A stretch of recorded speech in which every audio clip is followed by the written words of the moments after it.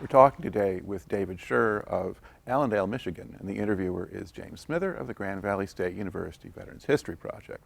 Okay, start us off with some background on yourself, and to begin with, where and when were you born? I was born November 27th, 1960, in Newburgh, Indiana, small little farming community next to the Ohio River.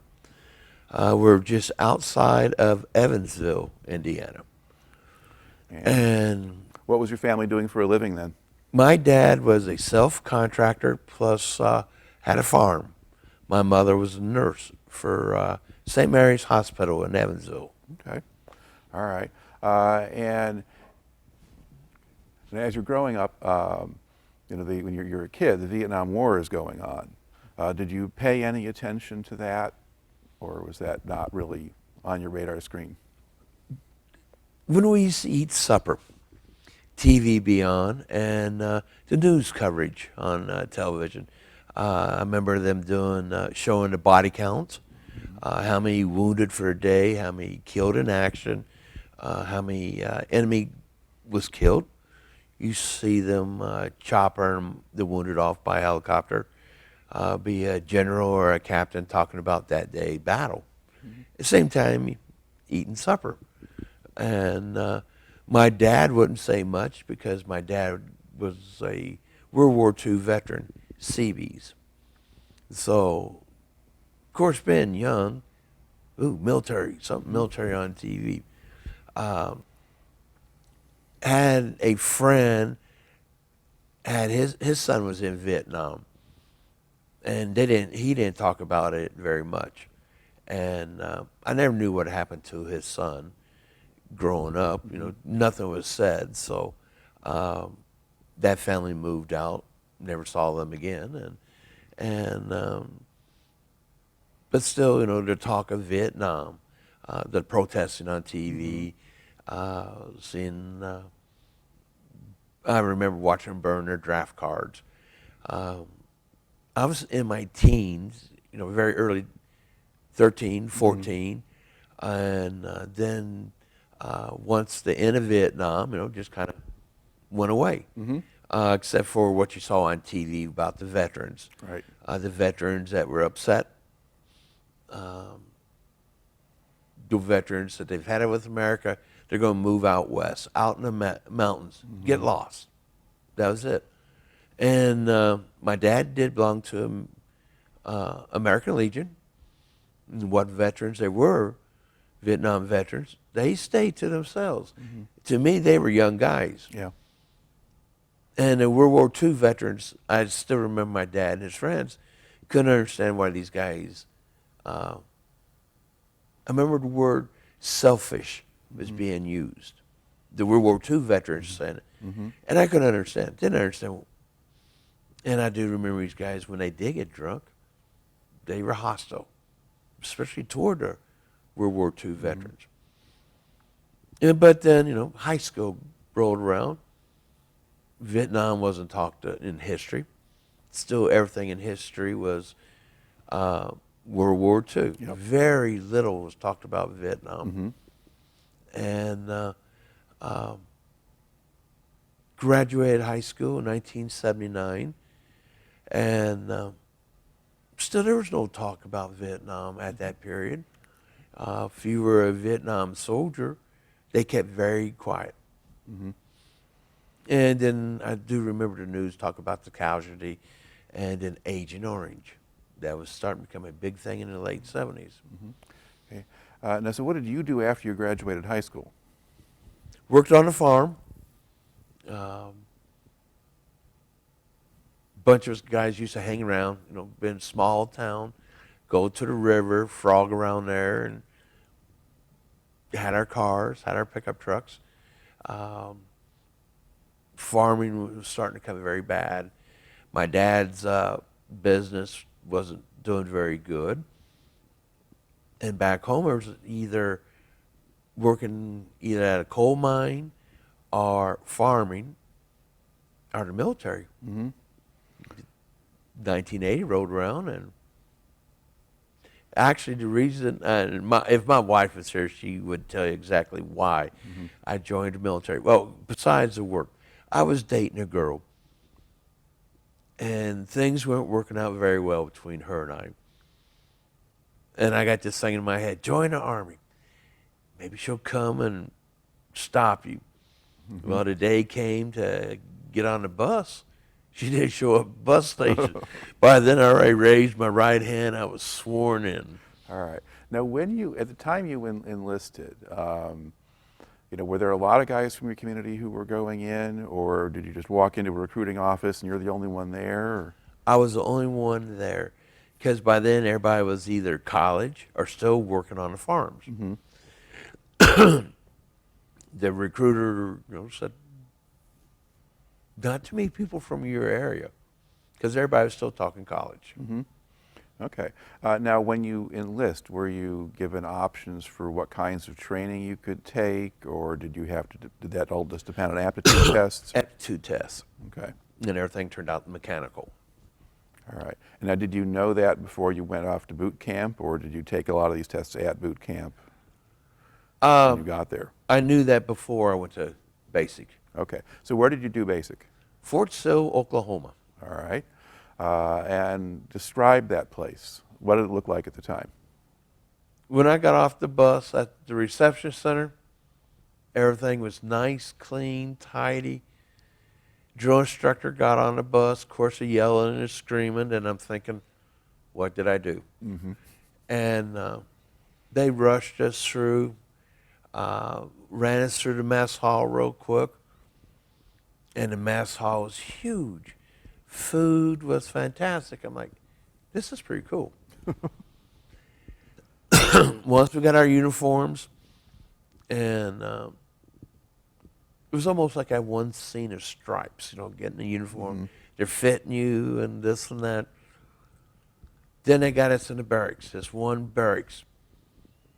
And I arrived at Fort Sill July 2nd. By the time I got to the permanent barracks, it was July 4th. Open bay barracks. Never saw nothing like this before. There was bunk beds. We're all bald-headed bunch of guys in our underwear and T-shirts and trying to fill each other out. Drill instructor said, time to go to bed.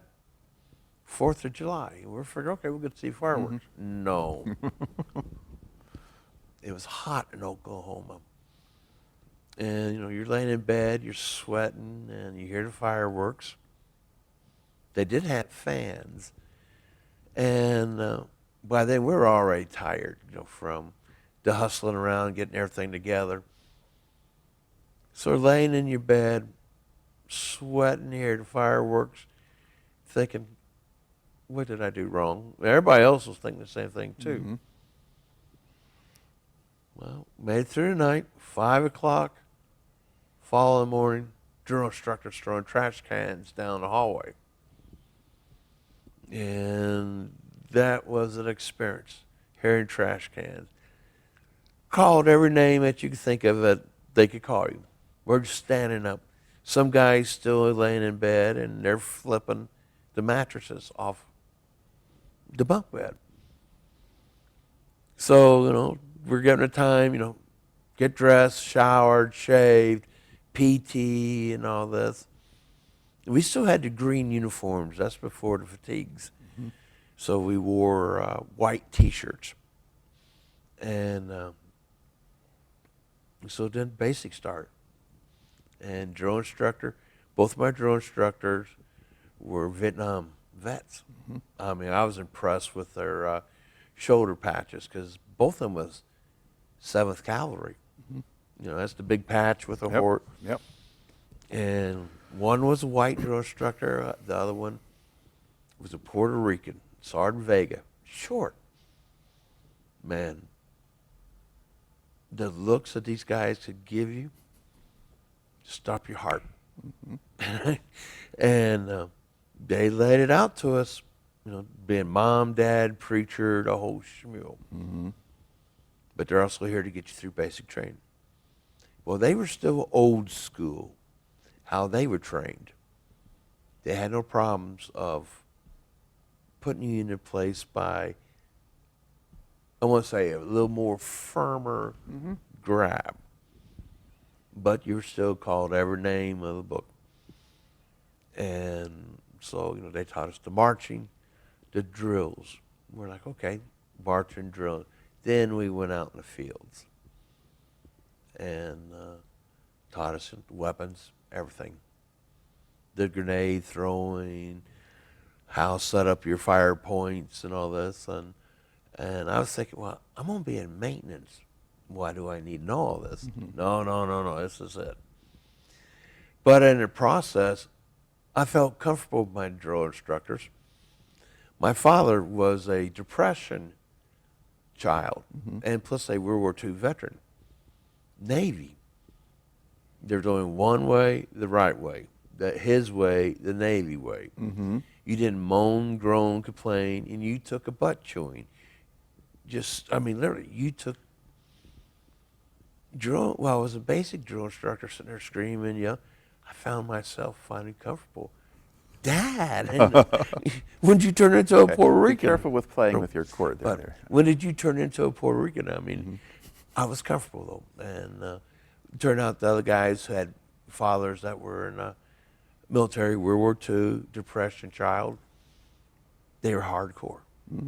They didn't know nonsense. Okay. So about how long did it take you to kind of come to that realization? I probably, I'd say within the third week. Okay. All right. So on some level, at least, did you understand what they were doing, or were you just in a comfort zone at this point? Did you know why they were doing this? Yes. Because talk to other veterans, World War II veterans, they're more or less telling you how it was. If you didn't pay attention to your training, you could lose your life. And my father, when he was in the Navy, he was also a CB. So they were doing construction. Do it right the first time. And that's how it was in basic. Do it right. Okay. And you've done farm work and stuff, so you could probably handle the physical side of it pretty well? Yep. Plus playing high school football. Okay. I'm still in pretty good shape compared to now, but yes, pretty good. The running, the physical training part, it was easy. Okay. All right. So how long was the basic? 6 weeks. Okay. And then what do you do after those 6 weeks? Then we graduated. Then you got waited for orders to go to another school. Your AIT, Advanced Individual Training. Right. Okay. And what was yours? Mine, I was a 41 Charlie, considered fire control repair. When you look in your sight, you had to make sure what you're looking at, your barrel of the armor vehicle was looking at the same thing. There was a lot of optics and mechanical gears involved. Did you do this at Fort Sill, or did you go somewhere else? Aberdeen, Proving Grounds, Maryland. Okay. All right. And how was being there different from being at Fort Sill? It was a different animal because we didn't have drill instructors there. We had platoon sergeants. We still had, the marching, but they marched us to school where our barracks were. And where the school was, I would say a good 5-6 blocks. And these were old barracks that we stayed in. But we still, had to keep everything extremely clean, the inspections left and right, but still being marched to school. Look forward to the weekends. We had weekends off. And it was like, wow. And got to explore Baltimore. We were allowed to leave post. But Monday morning, marching back to that school. And that school was at first very basic. Our instructors, they had the same MOSU. And so that's when we started working on optics and the mechanical gears, tanks and artillery pieces, from the most simple things to binoculars. Then at the most complicated thing, a ballistic computer, which belonged in a M60 tank. And everybody was excited. Ballistic computers. This was still 1980. You know, inside a tank was a white box, cast aluminum with a lid, took off with screws. Had a couple handles on the outside, two mechanisms coming on the top. Popped a screw on this thing, excited. Computer. Looked in it, it was ran by a bicycle chain. I'm telling you honest truth. Then it had a cam system. And what the gunner would do, he'd turn a knob for what round they were shooting and what distance. Well, turn all this, and with the rheostats and electric motor and the bicycle chain, would turn the cams, which elevate or depress the gun tube. But still, the shock of seeing a bicycle chain in a ballistic computer.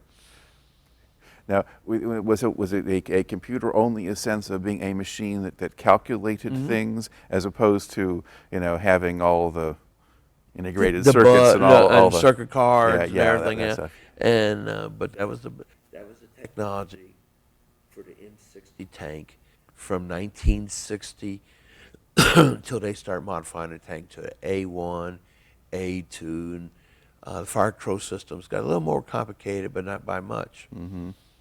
And but everything was still being dealt with optics. Nice, clean environment, no grease, no dirt. Okay. Now, how much was there a lot of math involved with what you were There doing? was quite a bit of math involved, Right. especially when it came to the mechanized gears in it, because you had to make sure you had everything tolerated, counted just right, how many revolutions, broke down by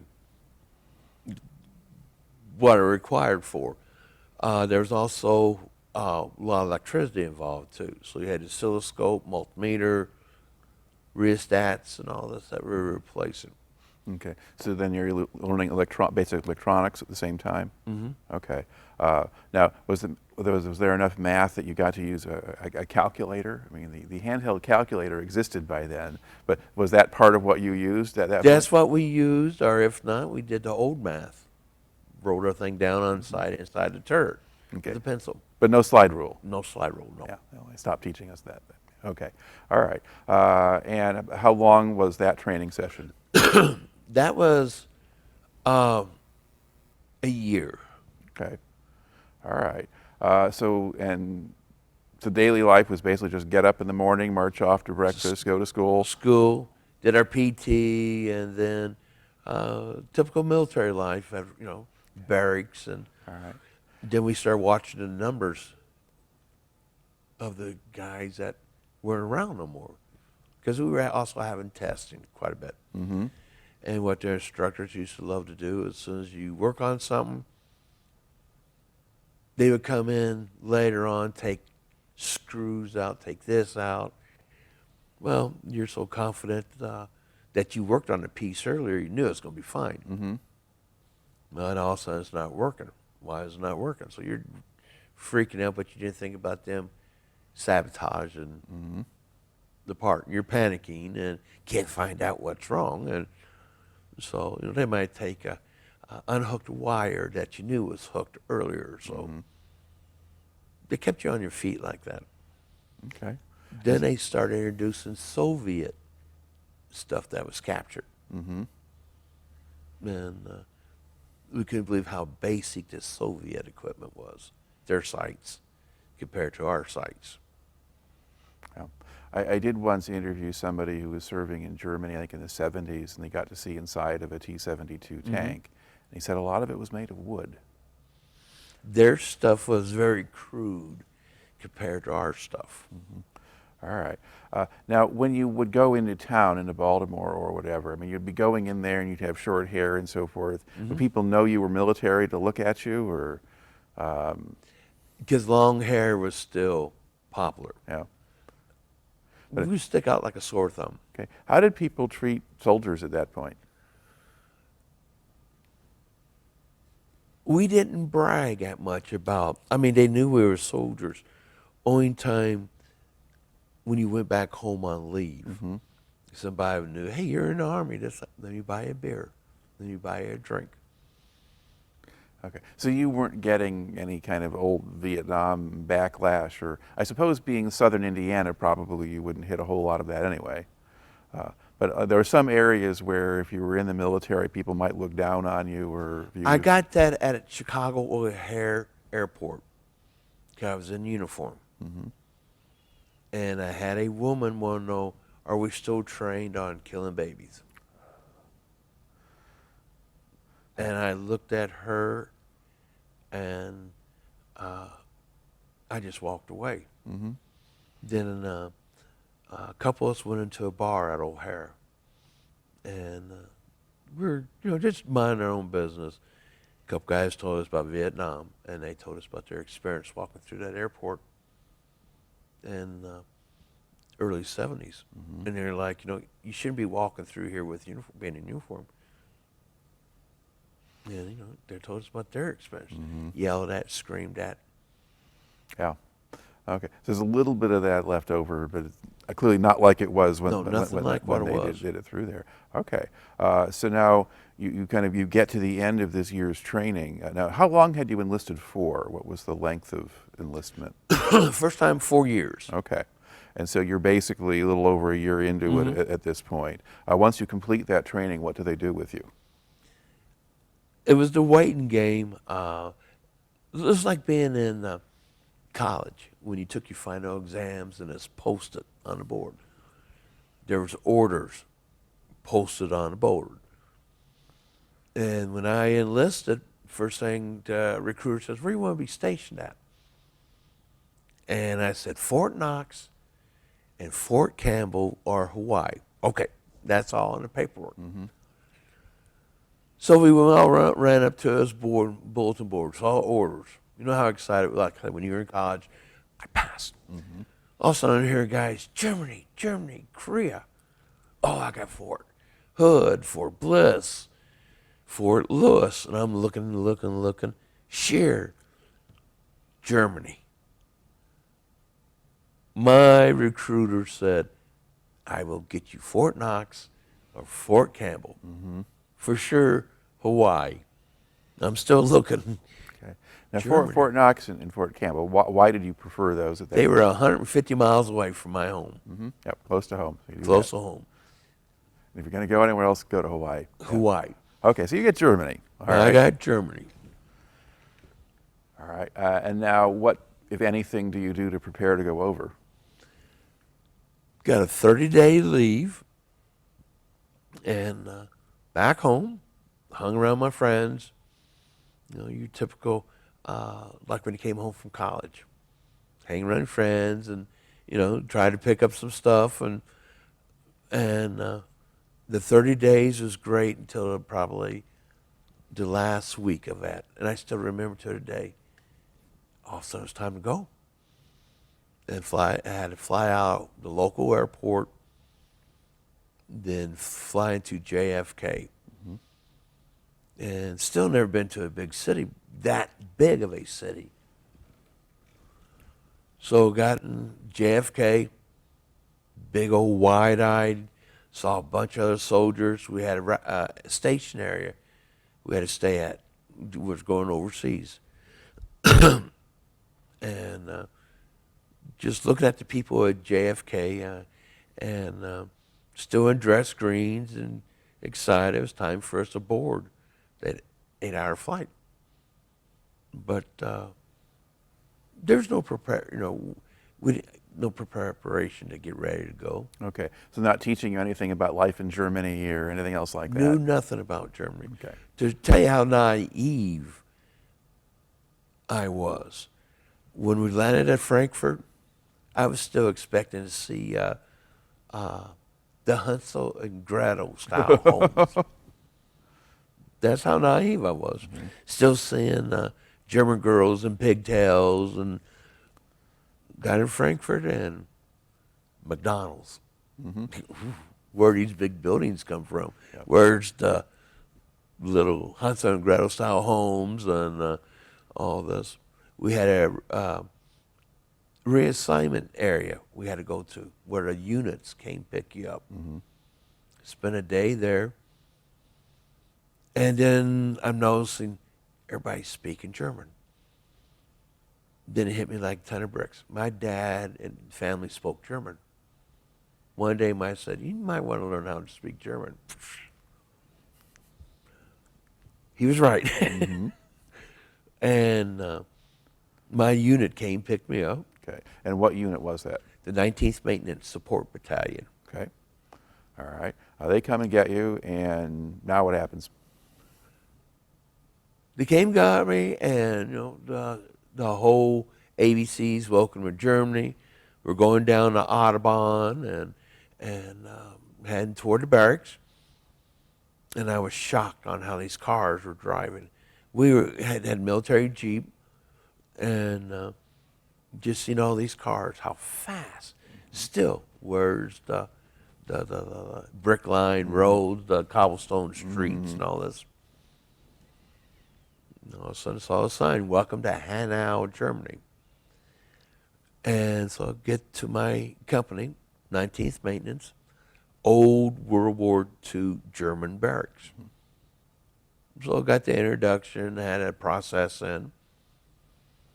Still checking out the barracks, still had marble floors. But you go down the hallway and it had gun racks in the walls. And homesick was kicking in by then. I'm going to go home, and nope, stuck there. Mm-hmm. Was introduced there by my platoon sergeant and my squad leader, both of them Vietnam vets. "Welcome to Germany. You'll have fun. You'll have a blast." Well, in the process, while we were talking, big beer steins in there. We're going to have fun. We're going to have a blast. All right. So now, what do they do to kind of orient you or get you up to speed with when you join the unit? Once I got into the unit, signed in, then Frank Beerhausen, he was in the squad I was assigned to. So it's his job to get me everything I needed, from all the equipment and make sure all the paperwork signed in, showed me where the PX was on post and all the places that I needed to go. Mm-hmm. Now, the post still had the cobblestone streets. And the barracks, like I said, they were German barracks. Mm-hmm. But our motor pool was about 5 blocks away. And Frank told me about the history of Hanau, the city of Hanau during World War II. The city was sacrificed. The lights were left on during the bombing during World War II to save Frankfurt, nighttime bombing. So we got the history of Hanau, then the history of 19th Maintenance Battalion. And we were the highest maintenance battalion you could go to next to the civilians. And 19th Maintenance Battalion had a very proud history on turnaround for maintenance. Mm-hmm.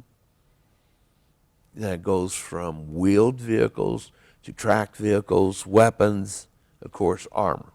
Okay. Now, were you supporting units within an Army Corps or a whole Army, or? Army Corps. Okay. They had to bring their stuff to us, what they couldn't fix. We had several armor battalions we supported. If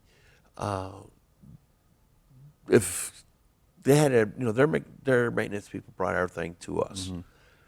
And if we couldn't fix it, then we had to send it to Mannheim. That's where the civilians were to repair. Mm-hmm. But we were the last stop for them. And we saw some tore up things, broken optics. How can you break this? And stuff you never thought of. But we're still in this nice, clean environment. Mm-hmm. And stayed busy, extremely busy. And do you go out and do field exercises or have other duties besides just the maintenance work? When the armor rode to the field, we rode. Okay. And when there was alerts called, then we went to our rally point out in the field. But we also did a lot of training out there too. Mm-hmm. Setting up the general area where you're going, which the area we were assigned to, if something would have happened. We did a lot of time in Freiburg, Germany. And my platoon sergeant asked a bunch of us, you guys ever seen Roman ruins? No. Ever been to Rome? No, never been to Rome. Well, we're in a field there. He said, you guys want to see Roman ruins? I thought he was yanking our chain. All of a sudden, there's these columns laying on the floor, ground, chiseled columns. It was from when the Romans were there. Indiana, thinking, Romans? And it shows you how much I paid attention, how much Romans conquered the world. There were these beautiful columns laying there. And we were having we were eating our meal there. But it was just, I just couldn't believe it, how far history went. And, but we did a lot of training out there, sloshing through the mud. And then still working on the stuff that they brought to us. And we worked out with a big, large truck. And very some got dirty, muddy, and all this. A lot of practicing on NBC, chemical warfare, and of course, nuclear warfare. That was drilled to us. And constantly drilled. That was the threat from the Soviet Warsaw Pact. They had it, we were taught, if they do invade, it's going to be a chemical warfare. They doubt that they were going to nuke us. Then, so for chemical warfare, I mean, what was there protective measures you would take? Or? We had chemical uniforms. Okay. And they had us, drilled on how to put on chemical uniform. How fast can you put on these chemical uniforms? And your mask. And to the point, you were timed. Then we learned all the signals. Then they wanted you to get comfortable in these things. Walk around with them in a day. You couldn't pull your mask off. The cigarette smokers were going through hell. Doing everything possible. And they did give us a break. We'd eat chow or smoke scottum.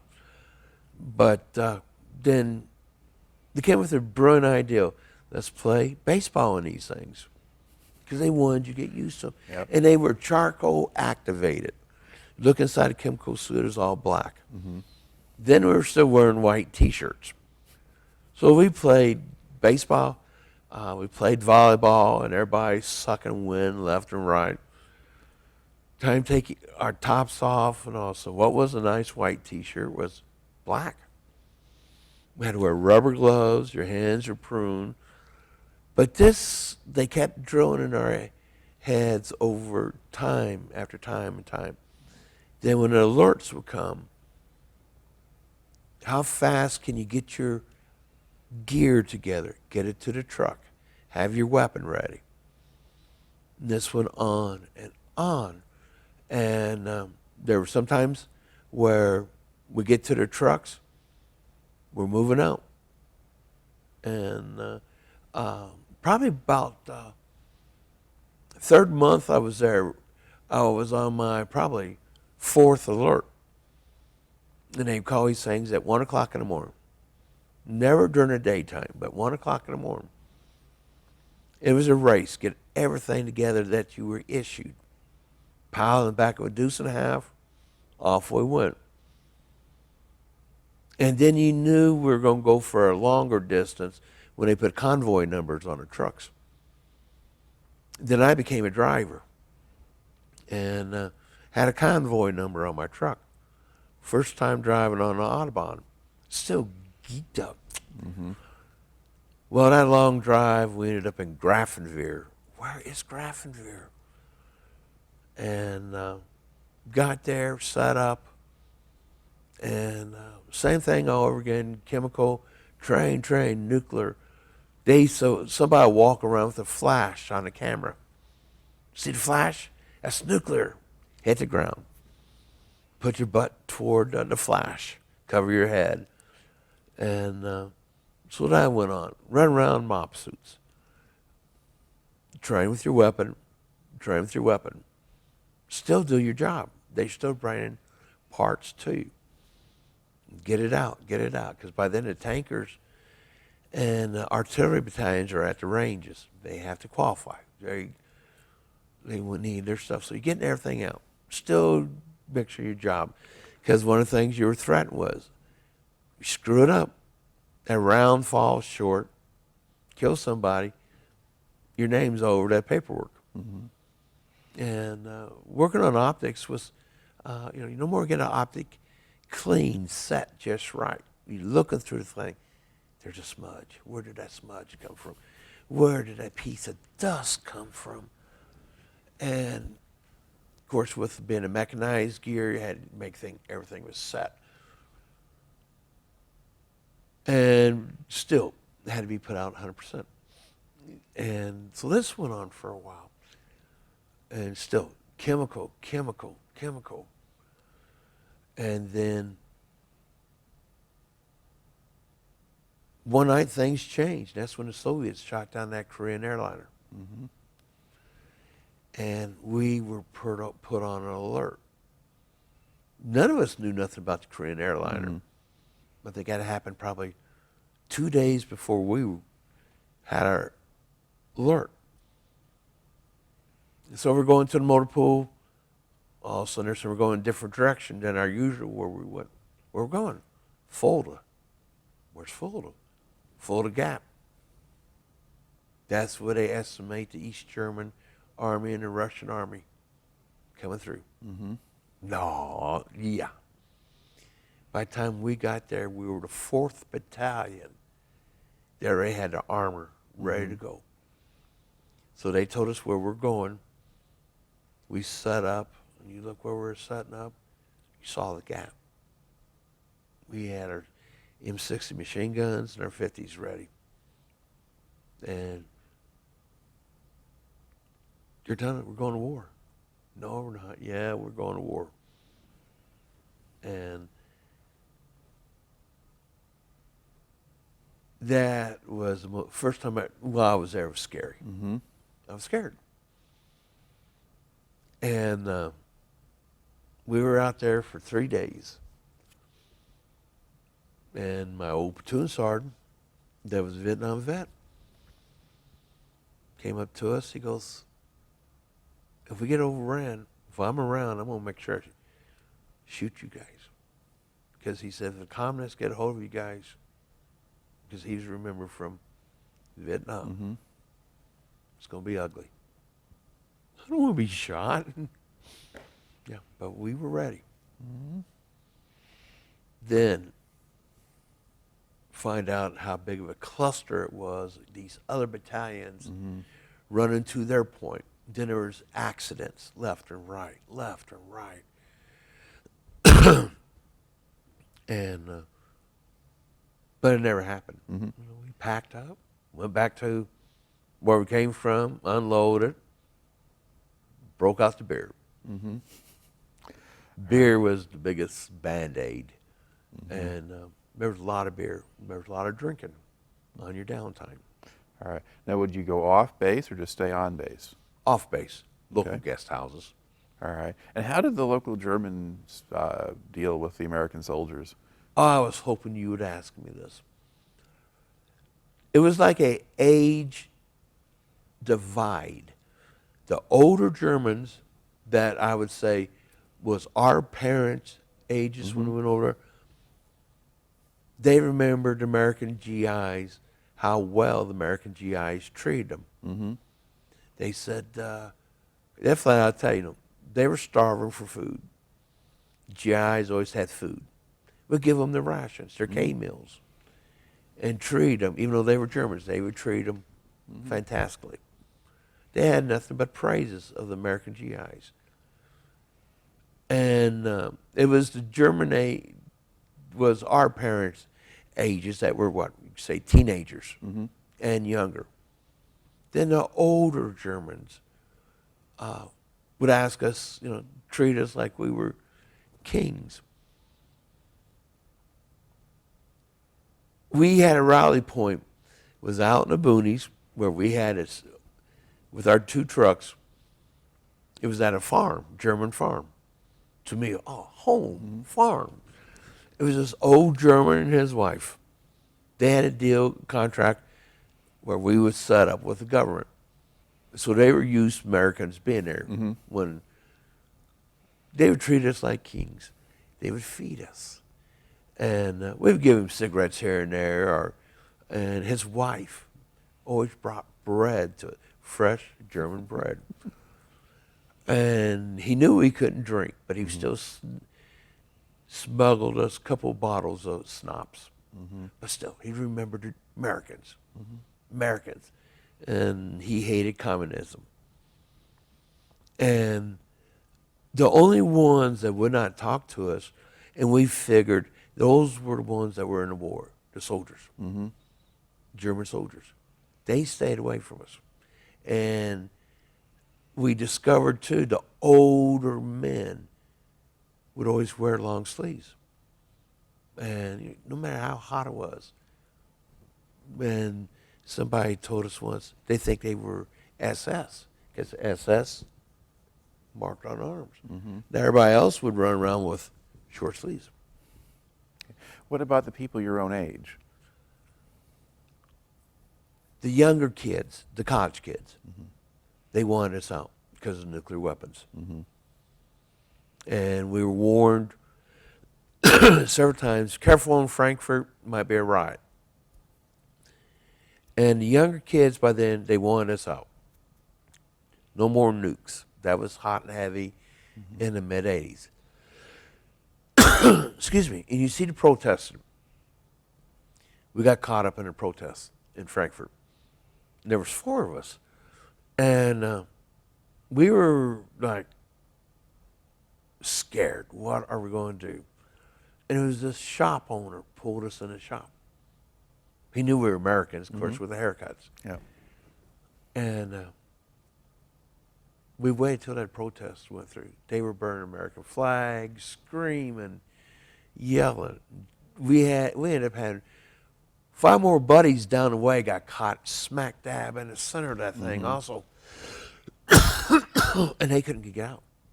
They were running, trying to get away from there. Well, then the Germans said these were American soldiers. They pinned them up against the walls. And by then the Poles' eyes were right there with the German shepherds. But we're still in that shop. And to this day, I still remember that shop owner. We thanked him and thanked him and thanked him. And every time we went to Frankfurt, we made sure we stop off at that shop. And all things, it was a toy store.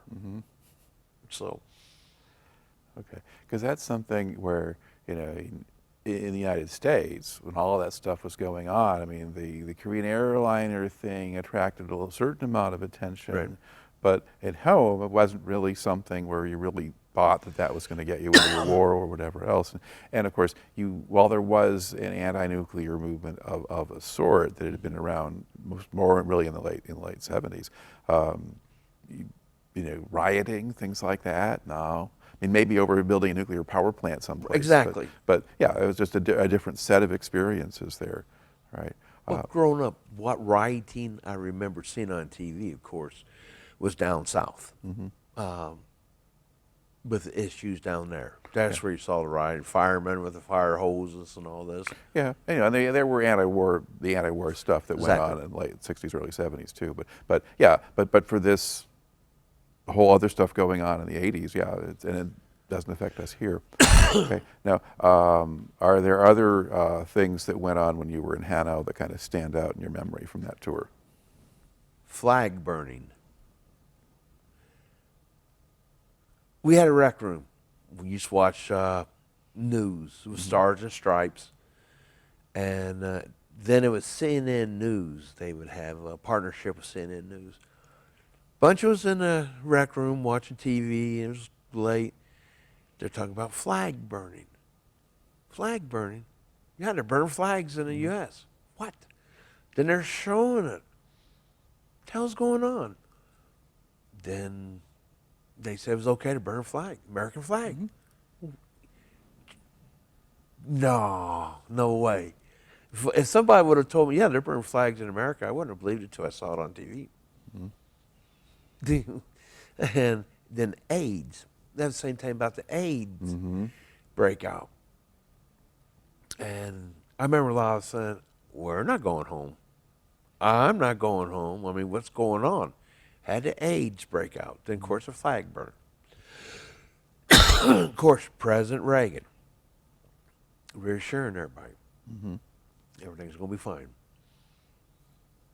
And we're at Grafenwehr when the Challenger exploded. Watching that on TV. It was cold, and I walked into the area, just got back from the range, working on some tanks. Everybody's gathered around the TV. What's going on? Space shuttle exploded. And then we were just at awe at that. Still. Out of our graphs, because what news coverage we got wasn't all that big. That was from the States. Okay. Now, how long? What was the time frame when you were in Germany for that tour? From 1981 to 84. Okay. So I'm trying to think when the Challenger exploded. I guess that was 84. Yeah. Okay. All right. Okay. So those things go on. Then at this point now, you're running to the end of your original enlistment. Exactly. At what point do you decide to re-enlist while you're in Germany, or? No, when I was at Fort Polk, Louisiana. Okay. I got orders to go to Fort Polk. But right before I left, I would say a year before I left, we started getting the M1 tanks. And the Army is phasing out the M60 tanks. Yep. And I got orders to go on M1 deprocessing team. What we were doing was receiving the brand new M1s. There was 40 of us from all over Europe. Got the orders. And the Army's phasing out the M1s, or excuse me, M60s. So we had work on the M1s, getting ready for issue. Finished working on what the plant didn't finish putting on. And same thing, crash course learning. Because we didn't go to school for M1s. And by then, M1 was all computerized. Very few optics in the thing. All relied on circuit boards. I can say it now because all this stuff is, I probably wouldn't even recognize an M1 tank today compared to what we had. So, we were taught how to drive them, fix them, everything on these things. And this went on for a year. And so, like I said, we're phasing everything out. Start seeing accidents with these things, especially wintertime. If anybody's been to Grafenwehr or Hohensfeld, driving on a tank trail on wintertime, a 60-ton tank and ice doesn't mix. I mean, just out of the blue, the thing will take off on you. You're standing on a brake and you're sliding, even though you're not going that fast. Momentum takes over. Had one guy slid so hard into a tree, he died. And then we had a couple guys in the motor pool. One got too close to another tank, and we had to line the tanks up front to back, where you're almost touching. Well, one guy traversed so fast, he didn't think someone was on the outside, caught the guy between two tanks. And then, you know, we knew about war, but they didn't teach you on fatalities. And the thing was, get everything cleaned up, go back to work, get drunk,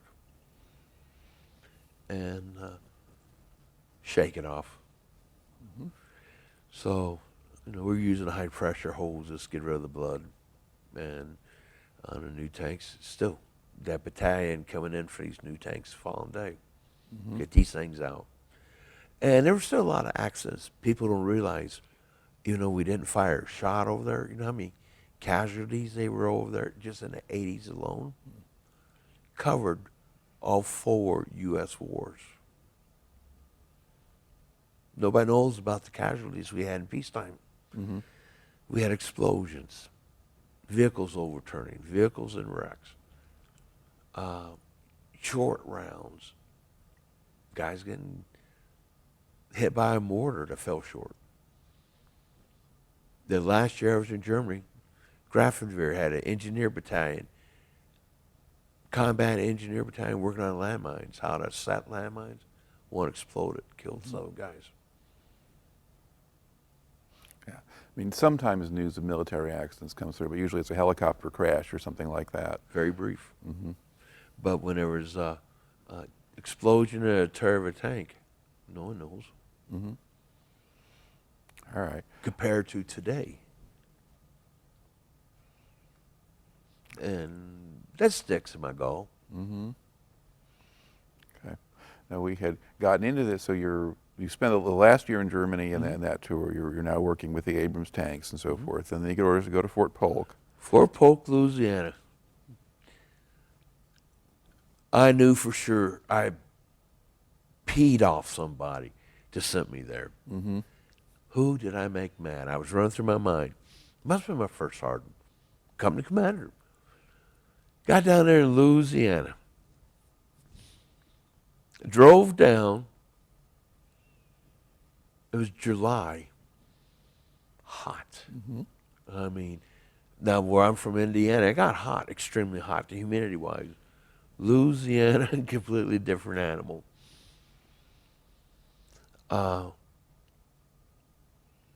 Get assigned maintenance battalion. Now, when I left Germany, I had a 4-man room, still World War II barracks. Get down at Fort Polk, open bay barracks. Now, what rank were you at this point? Sergeant. Okay. So I got my room. The only ones who got the rooms were NCOs. Still open bay barracks. And then my Sergeant Green, he did all what he had to do, get me signed in, processed in, got my equipment. And he said, "You're going to get jungle fatigues." Why? Because we had to buy our BDUs, weren't issued. And the BDUs at the time were heavy fatigues. He goes, "Down here we wear Vietnam era jungle fatigues." Now, I don't know if personally if you ever seen the fatigues. Very light, very airy, breathable, compared to what we had for the BDUs. What does BDU stand for, by the way? Is that battle dress uniform? Correct. Okay. A woodland camouflage. So, went by my jungle fatigues. They were olive green, and put my camouflage uniforms away. And then the new guys that were coming in from basic, same thing. They're buying jungle fatigues. We even had the jungle boots too. Look, I came from Germany, and was issued a window fan and mosquito netting. And I was like, I want Germany. And it was so hot down there. Now, Fort Polk, for armor and artillery, they weren't as big as in Germany. The whole time I was there, the 15 months there, I worked on one tank, an old M60. You're inside that turret and you're sweating. sweating. I mean, hot. Now, I did get to work on optics, you know, binoculars and some sights, but nothing like in Europe. Now, they didn't have no M1s there, not yet. And this M60 had to be moved. So the platoon sergeant I had then, he goes, "You're from Germany, aren't you?" "Yep." "You know how to drive a tank?" "I know how to drive a tank." "M60? "Yes." I showed my driver's license because everything, what vehicle you could drive. I moved this dinosaur, and the last tank I moved then was the M1. Now, the M1 compared to an M60. Imagine you having a Volkswagen. All of a sudden, you got a BMW. That's how the M1 was, everything. But down there at Fort Polk, best way to describe it, let's imagine somewhere in the country you see a bunch of people on a porch just fanning themselves. Fort Polk, while I was there, I think we had 2 alerts. And the guys from Germany and Korea who went through the alerts all the time, we got our stuff quickly. Now, the guys who are stationed in the States, alerts, you know, they're still him-hawing around, yelling, screaming, "Where's my backpack? Where's my tent? Where's this? Where's that?" And you learn, especially from Europe and Korea, how to have everything you need in that rucksack. Everything. From extra pair of socks, underwear, T-shirts, your sleeping bag, your tent, everything. And these guys, they're going, "I can't find that stuff. What's up?" Well, us guys from Germany and Korea, we're already at the arms room. We're ready. And these other guys are just finally showing up, waiting at the truck. I got assigned a truck. Wait. Where's everybody? Where's everybody? Because, you know, in Germany, it's go, gotta go. Louisiana Dragon. And it's like, oh, God, finally they showed up. Alert's over with. So some other people said, "Well, how come you have all this stuff? You're carrying all this stuff." Man, you need it. And I taught them, all right, this is called a tanker's roll. This is what you put in your rucksack, and it stays 24/7. Don't touch it. Why? I want to go camping, buy a tent in. And they couldn't understand why you needed everything, because in Germany, you needed everything. From your mess kit to the Army still used 2-man tent. One guy had one shelter half, the other shelter half. So everything in Louisiana, trying to get these guys figured out. Except for the guys that are coming in from overseas. We were ready. Then we were told, slow down. Why? We'll never see a chemical attack here, nuclear attack. We'll never be deployed. Battalion commander, when they had their incident at Grenada, he did everything to volunteer that battalion to go Grenada. And most of the Vietnam guys were laughing at him. These fools are going to get us killed. I don't know if you've ever seen that one movie with Clint Eastwood, Heartbreak Ridge.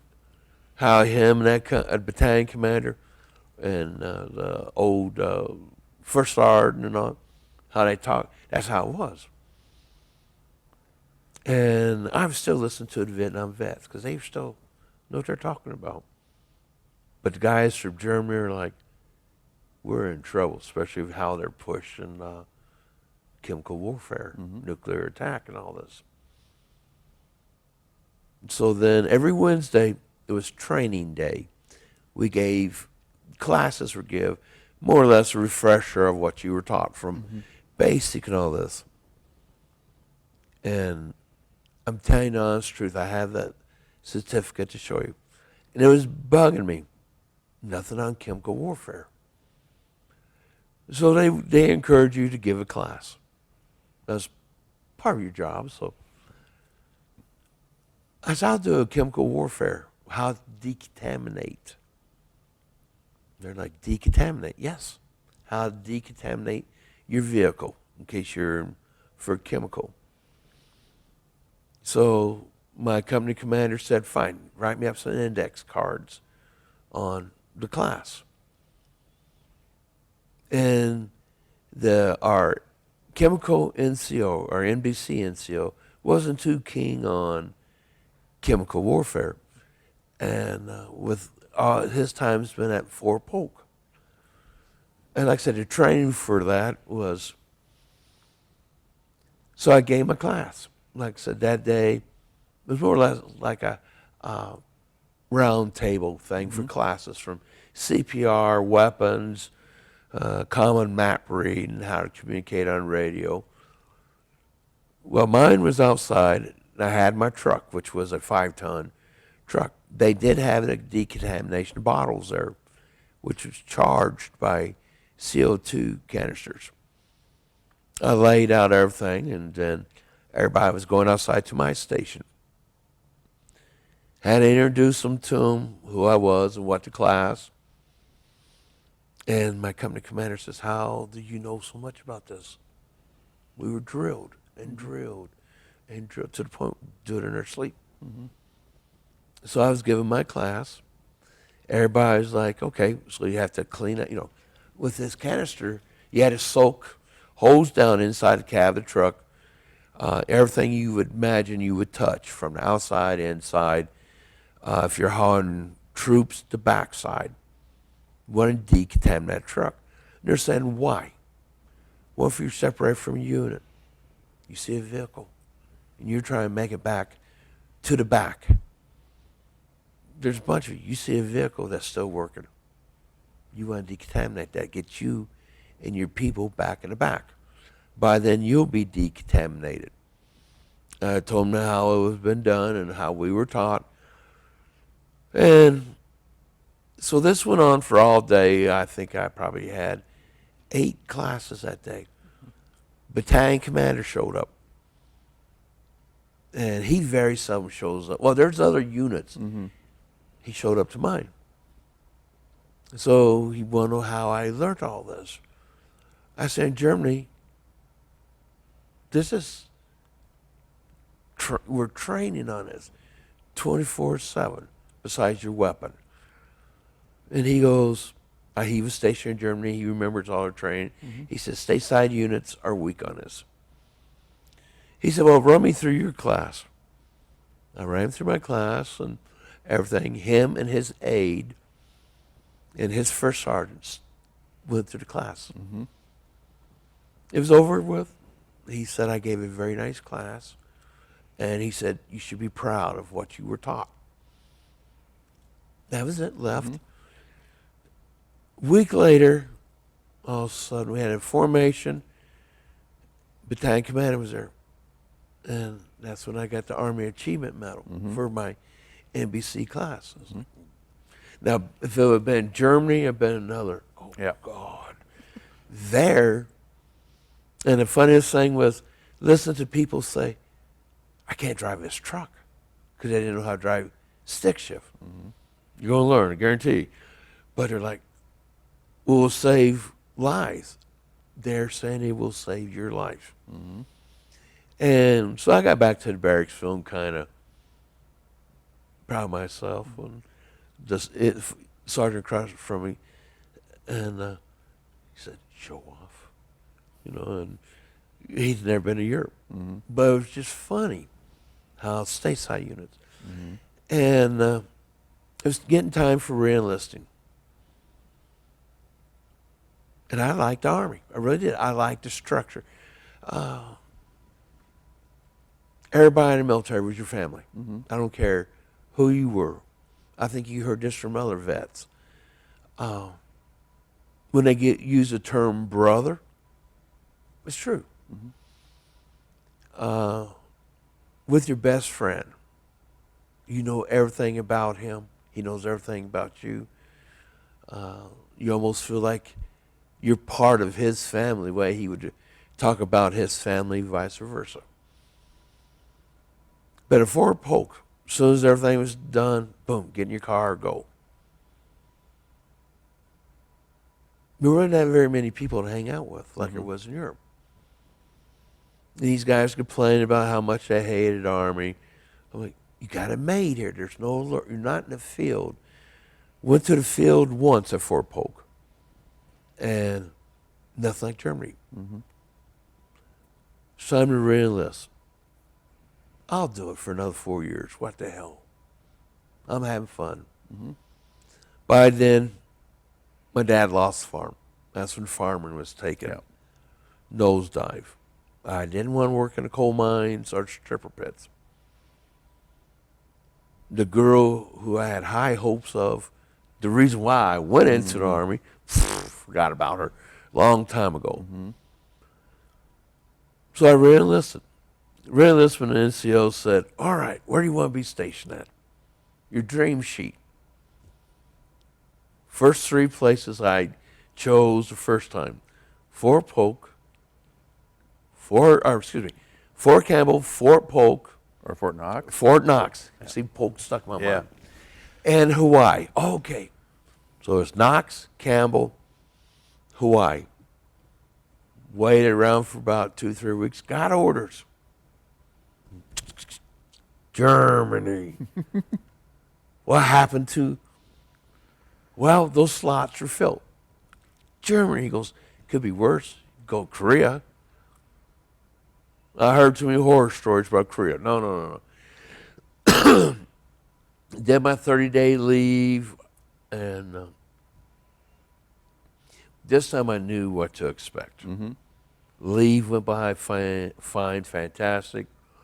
Got on that airplane and got at the reception station in Frankfurt.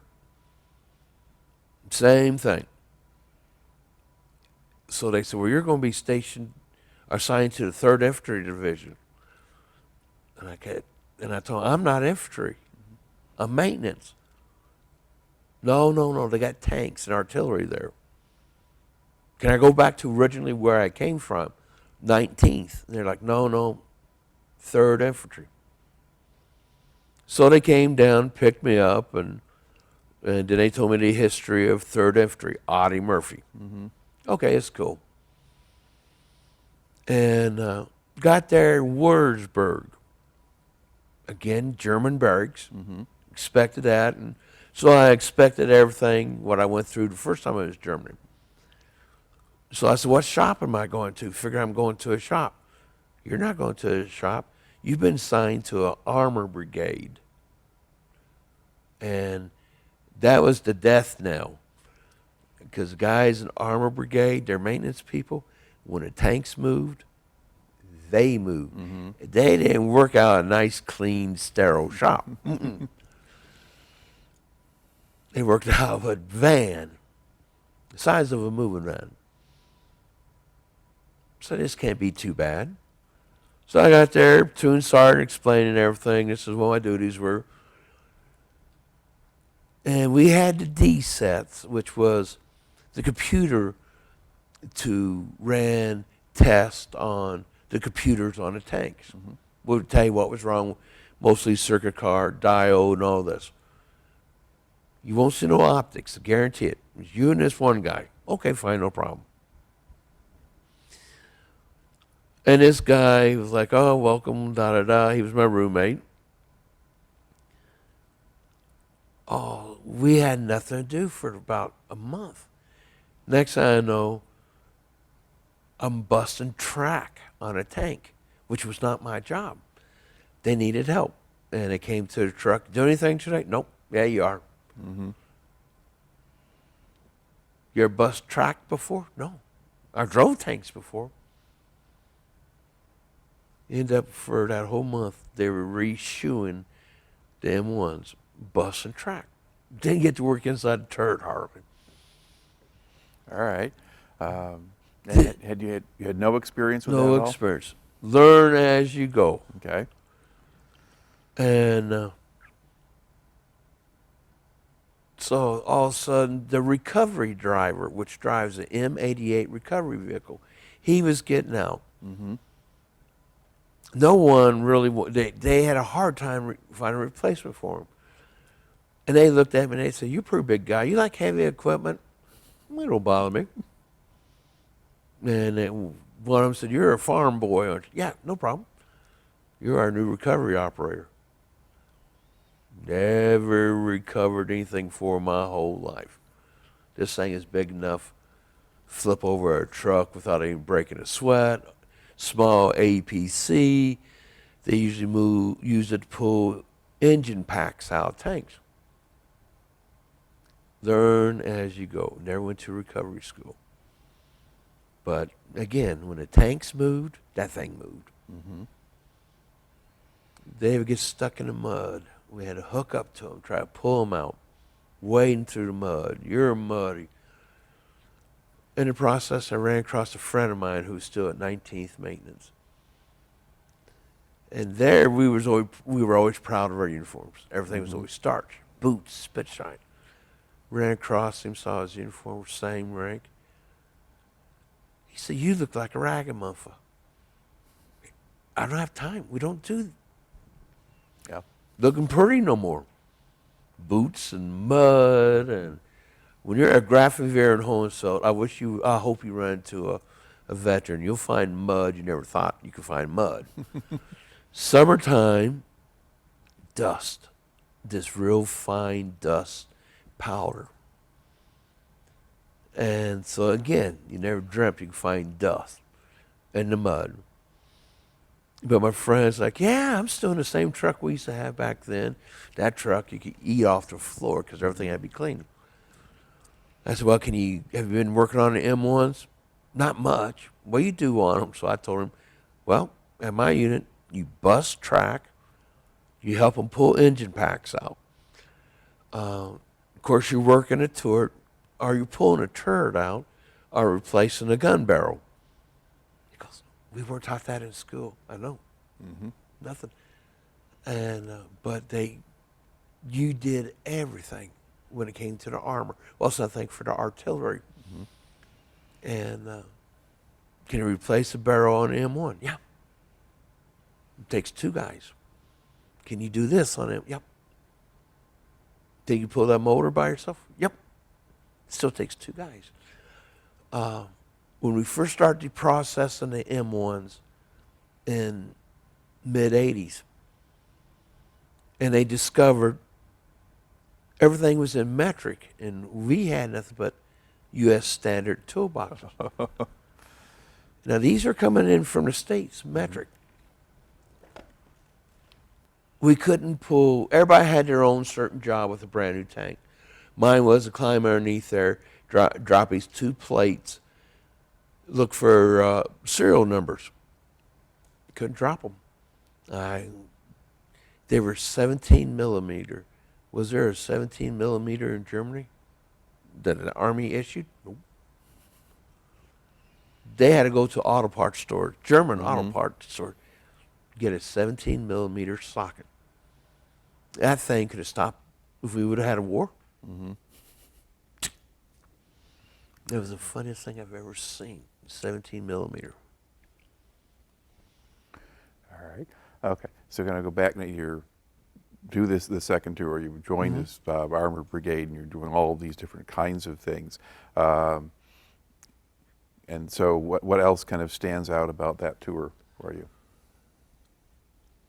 How they would take people out of their MOSs and teach them to do other jobs.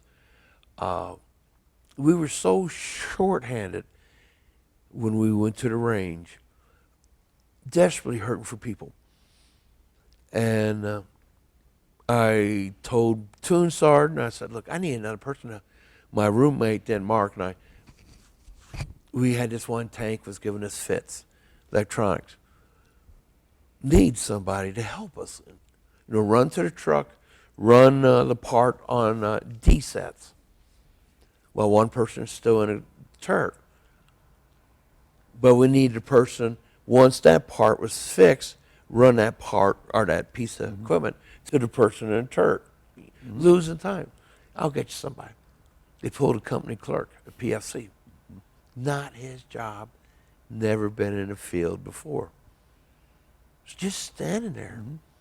Never been in mud. But that's how it was. They pulled somebody. And by the time I left, even though I'd never been to gunnery, the tanker showed me. Because we had to, what they were having problems with fixing their sights, so we had to work on that. Then all of a sudden, once you finish working on it at the range, they're lobbing them down range. And you learn. And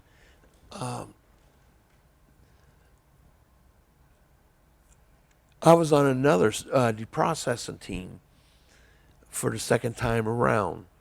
And these were the new M1s coming out. There's M1, M1A1. Same thing. But this time we were at the ranges with these new tanks. And I didn't see my company, my original, that armor brigade, for a year. And back doing the same thing. But this time I had more experience because there were some times we had to replace track. Ooh, I know how to do that. Learned that from there. And then when they came with the new M1s A1, they were having problems with the hydraulic system. General Dynamics put the wrong hydraulic fluid in the turret. And they put original hydraulic fluid instead of organic. And the original was eating the O-rings. We're sitting there, no, these are $60 million tanks. And ready to be issued. But what really, I mean, there's one thing I did forget to tell you about. I don't know if you remember when the Marines were bombed in Lebanon. We had an alert for that. And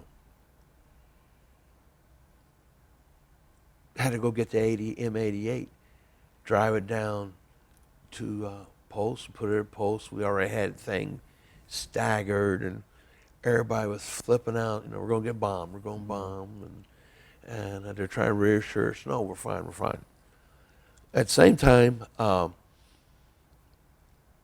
we're starting to deal with terrorists in the 80s in Germany. Yeah. They blew up that nightclub that killed Americans. And then also there was a bombing in Frankfurt Airport at Rhein-Main. And then when President Reagan visited Libya over the bombing at that nightclub. And that really put everybody on edge. And they're saying, all right, anybody who has a personal vehicle, this is what you need to look for, especially if you're parked on the streets. Look at your gas cap filler. Make sure the door's closed, open it up, look at your gas cap. Make sure your doors are shut, none of them are ajar. And so everybody's getting really paranoid, driving to the main gate. The MPs are out there with their metal detectors and the mirrors looking underneath the vehicle. And my roomie and I went to Heidelberg just for fun, and walking back to his car, and all of a sudden he noticed the passenger door. Did you shut the door? Yeah, I shut it. Why is it ajar? Well, I didn't shut it all the way. But he was so paranoid. You're sitting in that seat, not me. God. And that was the thing, we were paranoid. The terrorists. And plus the Soviets. And then the bombing at Beirut.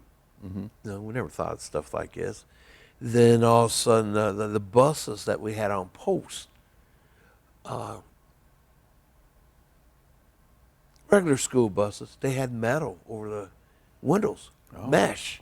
Like metal. being back in Vietnam. It's like, what the? But we were still laid back, though, once we convoyed through the cities, the smaller towns, get to either Holmesville, Grafenwehr, and we still had to stop in these small cities. You know, you had to stay by your truck. Germans would walk up to us, nothing like today. Worry about suicide vests. or somebody monkeying around with their fuel tank like they did in Vietnam, would do the grenades with the tape, where the fuel would loosen up the tape on the handles on the grenades, and off they went. Germany, the Germans come up to us and offer us coffee, especially if there's a deli. The deli owner would come out with brochins and lunch meat, ham, feed us left and right. Nothing like it is today. There's always would be somebody by the vehicle with, but our weapons were usually in the cab of the truck. We never loaded anyway, but so it was always fun driving through these little towns because the Germans would look at your vehicle and stuff, and just snoop around. They tell me how when I used to drive the 88 going through the towns, cobblestone streets. This is an 80-ton vehicle, and tell me how many years they've been seeing American tanks run through here and all this. But very nice people. But it's a shame today's troops can't do that, like I say, going through Afghanistan. Yeah, very different thing. A different animal. And the troops in Vietnam, they were on their feet. If they stopped off at a little village or what there is of a town, they had to worry about the guerrillas there, sabotaging. Okay. We can kind of steer back here toward your second tour, then your because we kind of gone and you had kind of a flashback into the first tour and that kind of thing. And that's a good thing to have filled in. All right. So are there other main duties that you had or other things you did in Germany in that second tour beyond what you've talked about here? Well, once I became an NCO, full-time babysitter, which when I was a private and when an NCO told you to do something from Vietnam vet NCOs we had, they'd say something, we listened to them. Once they started to leave, there was very few Vietnam veterans still in the service. So a lot of those guys who's been in for a while, we remember what they taught us, especially even though it was Germany, what to expect in a firefight. How set up the Claymore landmines, or how to shoot your 203 grenade launcher. If you were an M60 crew or M50 crew, they drilled that in. This is how you're going to your line of fire, everything. But it was still taught to us. Then when it came, like I said earlier, they were old school. When it came time for room inspections, they would flip out. No, they weren't. I mean, God forbid if they see a dust bunny floating underneath your bed. But it was still drilled into us, the new guys coming along. I mean, I feel bad now because I used to call some of the old Vietnam vets that I got along with Pops, Grandpa. Yeah, just wait, And you knew the ones who you could monkey with, and you knew the ones, especially once they're drunk. No, leave them alone. Now, I was coming in their shoe. I became a squad leader. I had kids under me. So we had the room inspections. Keep your equipment excellent shape. Make sure everything worked. Make sure you had everything, especially when it came to the backpack, like I told you about Fort Polk. I can't find this, can't find that. But we also helped out the ones that were lagging behind. That's what the Vietnam vets taught us. You don't leave nobody, no matter what.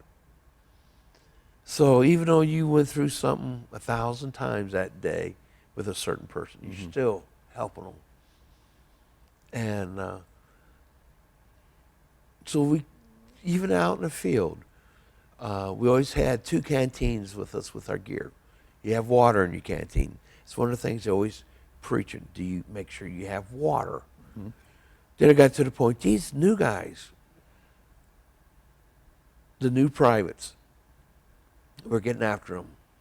And but then back of your head, you're still hearing the older guys. And Felix said then with the older, the Vietnam guys, lipped off to one of them. He might not do nothing in front of you. The minute you cross that corner, he's got you. And he would drill. You don't lip off. You listen. Because you didn't listen, you got so-and-so killed. You let something sneak in. When nighttime out in the perimeter, these guys would wig out over the perimeter. When we had string up Constantine wire in our area, this is when we were still having seed rations in cans. What's all this for? And when it's time posting guards, don't go sleep, da da da. Even though it was Germany. And sometimes I think they were reliving their experience. Probably were. And but still the training. You gotta make sure you look out for your men, cover your men. And like I said, then toward the end, a lot of them were gone.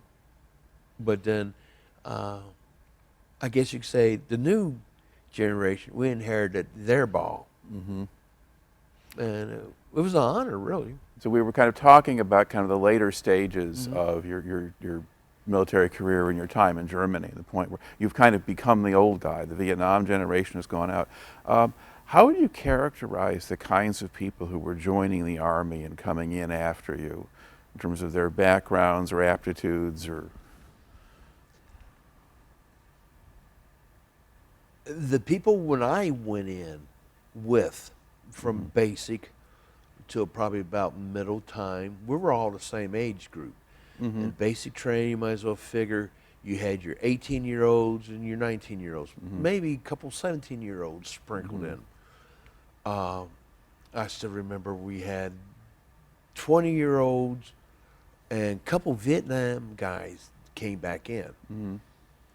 And so we were, except for some of the 20-year-olds, us, the younger guys, we're all still the same mindset. High school, that big football game, the big pass that you caught and all this, or dating a cheerleader, or my car's this fast and all that. And our small town guys still hung out together, you know. Still the same mindset. And even in Germany, everybody was still almost in the same age group, even though you were stationed with people from different part of the U.S. And but still the same mind group, except for what the training. We were starting to take things a little more seriously, and I guess you could say it's more or less going through college. Your freshman year, you're green, you run around banging your head on which direction do I go, what am I doing, what did I do, la la la.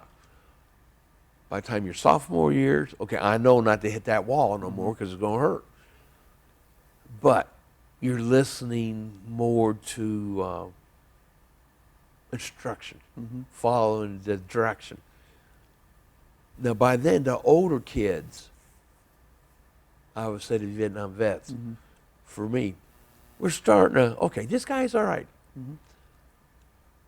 They will lead you through that, you know, to get you going in the right direction, but they're not going to hold your hand all the way. They're going to let you fall. Same thing for college. By the time you hit your junior year, if you haven't figured out what you're going to do or get your assignments on, you're going to fall. Well, in the Army, after, for me, I think the 6th year, I knew where I was heading in the Army, toward training, toward leading troops. Mm-hmm. And it's all because that senior grabbed me by the neck. Mm-hmm. It's got to be done this way. And his thing, I remember one of the vets told me, the Army's been doing this for 150 years. They're not going to change because you think it's a better idea.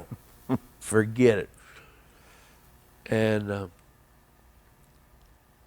once I got my 5, and I was, like I said, put in a squad leader position, then the ones that I was with, they were gone out of the Army. Mm-hmm. Same age group. They Yeah. did there 4 years, 3 years, 2 years. They were gone. By the time I was 26, I was considered the old guy, Mm-hmm. except for my senior NCOs. Yeah. Then I'm dealing with 18-year-olds, 19-year-olds, and trying to teach him what I was taught. By then, the Army was changing their ways, where discipline-wise wasn't as harsh. Okay. And so you sit there and talk them through more stuff, hold them through more stuff. Mm-hmm. And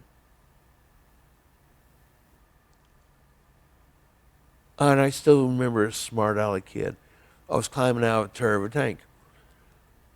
And so help me, every bone in my body cracked because I twisted a certain way. He goes, man, you're old. I'm only 26. You're an old man. Oh. When he said that from that day, it's like, so when it came to PT, doing, trying to prove him I can still do more things that he can do. Mm-hmm. I can still take that ball and run. Later that day, once I got back to the barracks, oh my God, I'm going to die. Shoot me now. These guys were, then it dawned on me, my roomie, we were talking, we were like that too, young and stupid. Mm-hmm. And, but it was a different era came in. We had suicide problems. Young guy sticks in my head.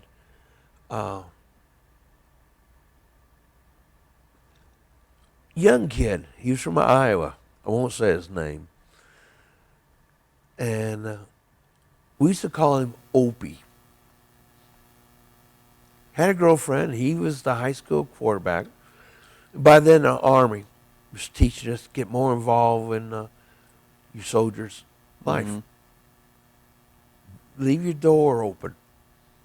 If you have a problem, talk to them. Now, this was getting away from working on tanks and Mm-hmm.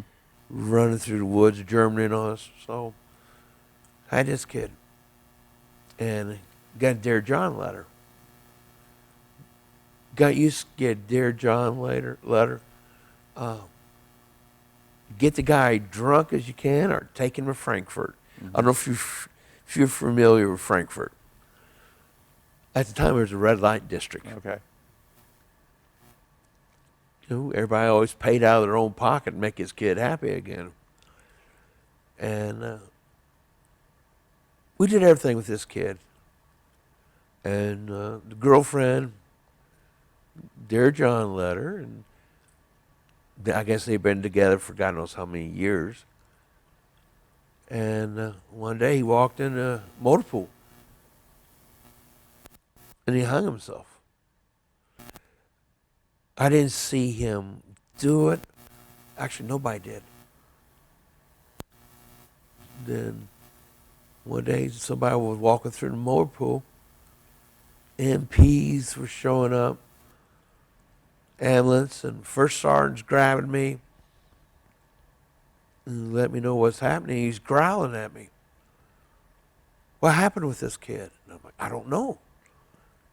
Why did he hang himself? I didn't know. Mm-hmm. And my door was open, but it was the way I was taught. Mm-hmm. You had a problem, you worked it out. Mm-hmm. And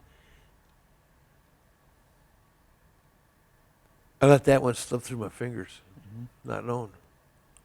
And took that one hard. And first sergeant been Vietnam vet. Second 11 Cavalry. He said, you know, this hurts worse than having one get shot. And so still had an open door policy. But I wasn't going to walk up to, if you had a letter from your family, let me read it. And especially if you would have got a Dear John, I doubt if you would let me read it. Yeah. Of course, we did give the big brother advice. You know, somebody did get a Dear John. Oh, the heck with that girl. You can do better. Let's get drunk. And, you know, try to make them feel better. All right. Now, were there any women coming into your unit yet? Or? We had women in our unit. The first time, no women. Second time, that's when the Army, we started having segregated barracks. And that was, I've personally myself never been in college, but I can imagine what college dorm room life was like with females. They still couldn't work on the tanks, the armor, but they mostly were for supply, paperwork, administration. And a couple of them did small arm repairs. And they begged and pleaded, can we go out there on the tanks? No, you can't. You're a girl. Well, that's the worst thing to say to someone who's hell-bent on. Okay. Got permission from Platoon Sergeant, had her come out there and help us. And small girl, figure, okay, after a couple days lifting all these components out, then all of a sudden, she could get in these areas where us big guys were struggling to get in. She loved it every minute of it. And we had a howitzer that needed the fuel cells replaced. Diesel fuel cells, they're bladders. Now, I never worked on the artillery pieces set for the sights. One of the guys says, do you think you could climb in that fuel cell and start pulling it out? Everybody else was too big. Okay, fine, no problem. She got in that thing, started busting her butt. And we nicknamed her Mouse. Everybody was, the big guys were in love because she could squirrel through that thing. And she was putting some of the regular guys to shame. And but she loved it. And when she re-enlisted to be a mechanic. And but to this day, they still don't let women go into artillery brigades, or tank brigades. But the two I saw, oh yeah, they've been great. I saw female truck drivers could wheel around some of those deuce and a halves. Deuce and a halves didn't have power steering. These are still the manual steering. I don't know if you ever drove a manual steering vehicle. You know, it lifts you out of your seat when you try and turn it. Some of these women I saw were palming the steering wheel like, okay, sister. And they could hold their own. But still having a barracks of women, though, that was really weird. Extremely weird. Couldn't get used to it at first. But like I said, then it came college dorm life. And it was fun. Okay. So you kind of adapted to that. So it wasn't a great morale problem to have the women there, or? No. Still had some hardcore NCO female and males. I didn't like it. And the younger guys, oh, it was paradise for them. I mean, so guys are sneaking down to their floors. Girls were. My roommate was notorious. I always bring a girl in the room. I would wake up and see a toe from underneath the blanket. That's not his toe, because he better not be wearing red nail polish. But you know, just blew it off. Or when new girls would show up at the barracks, that had been assigned to us. I think every window of the barracks was open, and these guys are like, that's going to be mine. Guarantee it. So, yeah. Do you know if there were problems with harassment or guys pushing things too far? If there was, it was taken care of in the bar. It was nothing like a big Navy scandal Yeah. in the 80s. Yeah. Tailhook, I Tailhook, think. yeah. Yeah.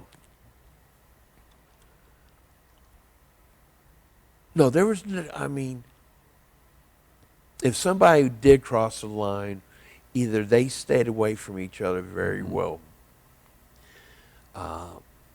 Being an NCO, I never heard nothing.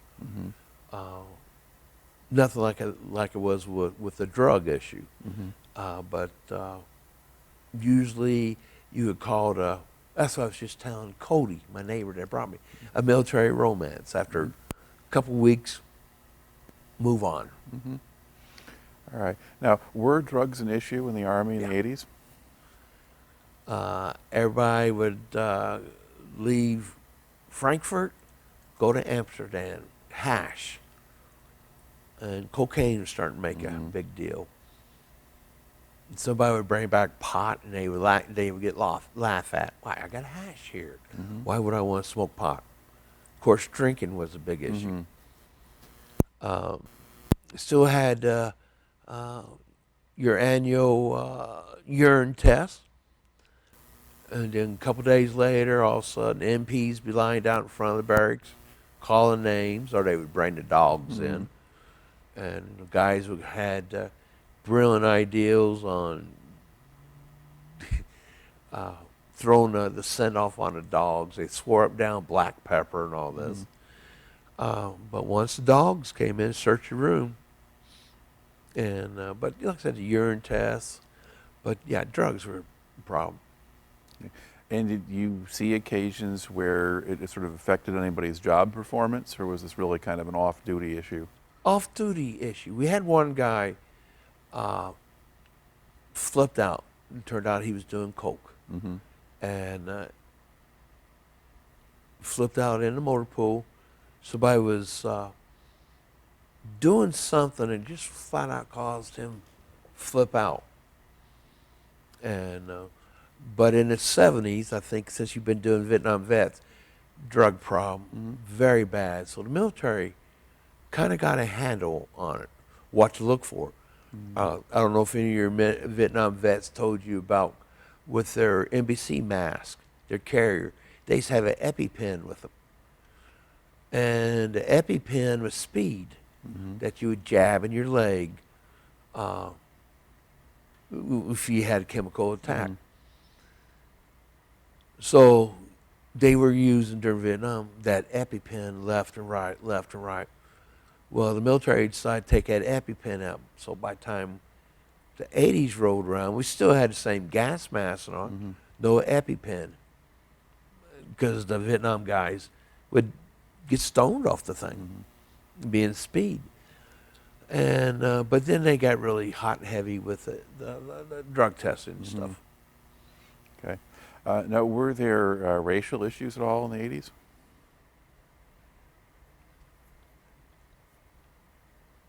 Now, as you and I talked earlier about my Southern drawl when it does come out, basic training,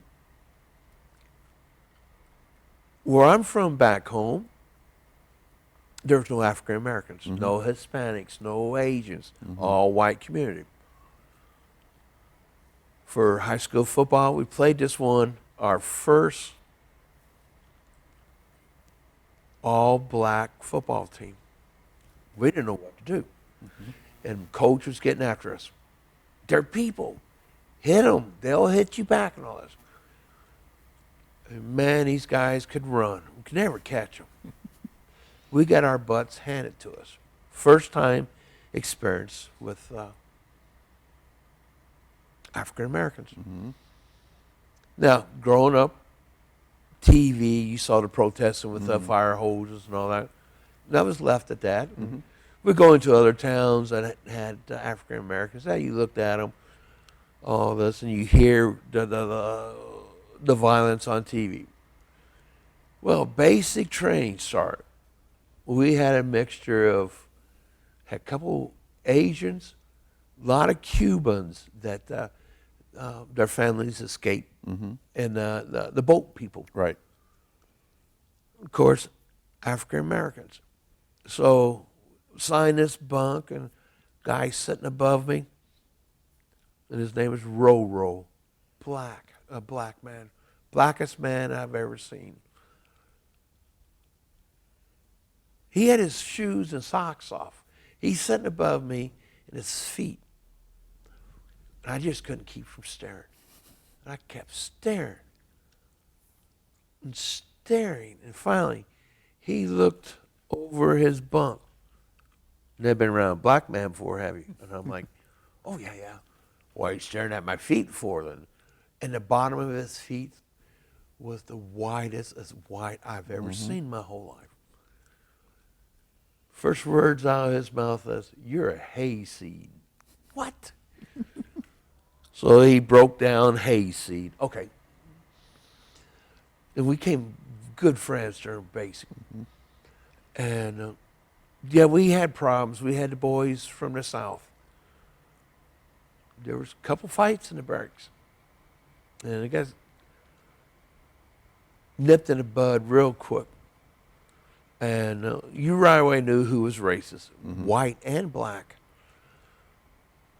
So basic went through, there was no major shooting. Behind doors, yeah, you heard the N-word quite a bit from both sides. And I could never understand why a black man would call another black man the N-word. And I asked them, why can you do that and I can't? They like, well, you just can't. Why? I never got a definite answer. So I made through basic training, AIT, same thing, everything smooth as silk. Then when I got assigned to 19th Maintenance, I had a 4-man room. By then they were starting to segregate the rooms. White and black, white and black, white and black. No more all white, no more all black. So they're desegregating the rooms then. Exactly. Okay. Thank you, desegregating. And so this corporal took me to my room. He goes, good luck with your roommates. And he opened the door, and the guys are sitting there. All three of them were black. One of them said, first word, hell no. And I'm like, oh, my Lord. So got in there, introduced myself. They introduced themselves. Two of them was from Detroit. The other one was from Los Angeles. And got settled in, and all these guys, made me feel comfortable. And after a week or so, once we really got to know each other, just imagine being stationed or in a room with 2 Eddie Murphys and a Chris Rock.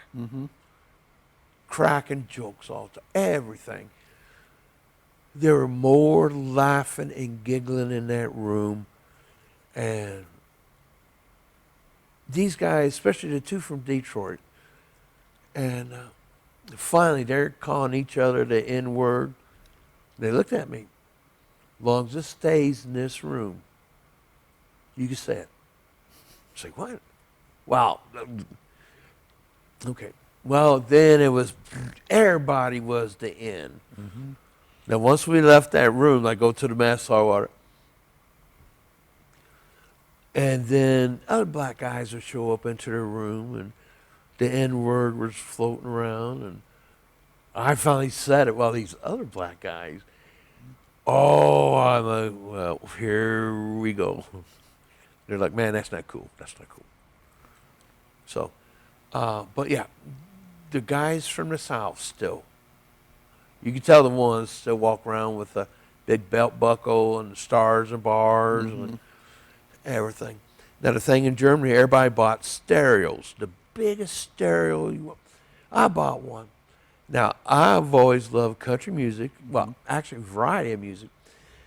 And I bought this Leonard Skinner decal, and it was stars and bar style. But instead of stars, it said Leonard Skinner. Well, then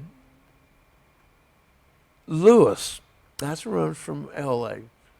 Now, he could have been a diehard Malcolm X. There was days he would flip-flop. Walked into the room. He playing my stereo. We had to have headphones. He just sitting there listening. Walked over, see what he was playing on a turntable, a Willie Nelson song. Goes, this is pretty cool. And back in the '80s, all the rhythm and blues back are African American groups. You had Peaches and Herb, and then they got me listening to music and Gladys Knight and Aretha Franklin, the Commodores, and Stevie Wonder. So the music thing, by the time I left the first time, my variety of music, instead of country, was. But those three guys made my first tour in Germany great. And before, if I would not have gone into the military, if I would have seen three black men, I would have stirred away, honestly. But these guys, like I said, they're the ones that, when they told me about life in Detroit, first I thought they were yanking my chain. Since I've lived here in Michigan, it was like, wow, that was rough. That was almost a war zone itself. And then Los Angeles, Lewis, that's happened right at the time of the riots in L.A. Yeah, the whole Rodney King thing. Exactly. And of course, that was covered on AFN, Armed Force Network. And you could see the gears in his head just turning. And I got concerned because right away he said, see how you effing white people are? And I'm like, not everybody's like that. Oh, bullshit. And then that's when the Malcolm X side / Aaron, or the one gentleman wears the bow tie, Farrakhan. Yeah. That side came out. So we got in a discussion about it and all this. And by then, the other two guys came in the room, and they heard him just going off and all this about whites. The other two guys yelled at him, and that's when the N-word, go outside, play in the Audubon. We don't care. That's over there. And, of course, I want to stand up and say the same thing, and, keep your mouth shut, Dave, keep your mouth, and, but the other two guys, so he got mad, he took out of the room, probably went to the club. And those guys saying, yeah, people from New York, Chicago, and Los Angeles, different. And but that's that was the hesitation. You heard the behind the doors, oh, you're after me, you're out for me, but no. And then I had to be careful on how I talked with that draw. Picked my words very carefully. And then when I got orders, those guys the two guys were going to head back to Detroit, work at the plants. They had family working at the plants. One was Ford, one was Chevrolet. Now with Lewis, I know he was heading back to Los Angeles. I don't know what his plans was. I had orders to go back to Louisiana, and Louisiana, where I was stationed, there was more whites than anything. Now, we did have the African Americans from Louisiana, trippy people, believed in voodoo, didn't touch that little bag around their neck. But racism was bad in Louisiana. They were still burning crosses. You didn't really want to get caught. You know, if you walk downtown Leesville, that's just outside Polk, walk with a black guy and they look at you and you feel back the hair on the back of your neck. And so it was, and I fooled around. This is way before I met my wife. Started dating a girl in our company. She was black. She was from Jackson, Mississippi. It was good times, very good times. Her dad, mom, fantastic people in Jackson. He welcomed me into their home. They were drilling me where I'm from, all this. And they were very open-minded. Now, her brother, on the other hand, what was I doing in their house? Oh, they used to get after him from one end to another. And so this girl I was dating, things were getting pretty hot and heavy, and the thought of reenlisting wasn't going to happen. No, I'm with this girl. Well, by then, her enlistment was coming up, but she wanted to go back to Jackson. Well, then that reenlistment NCO put a bug in my ear. And that's when also he guaranteed Fort Knox and Fort Campbell. Well, I could finish, my career, military, close to home.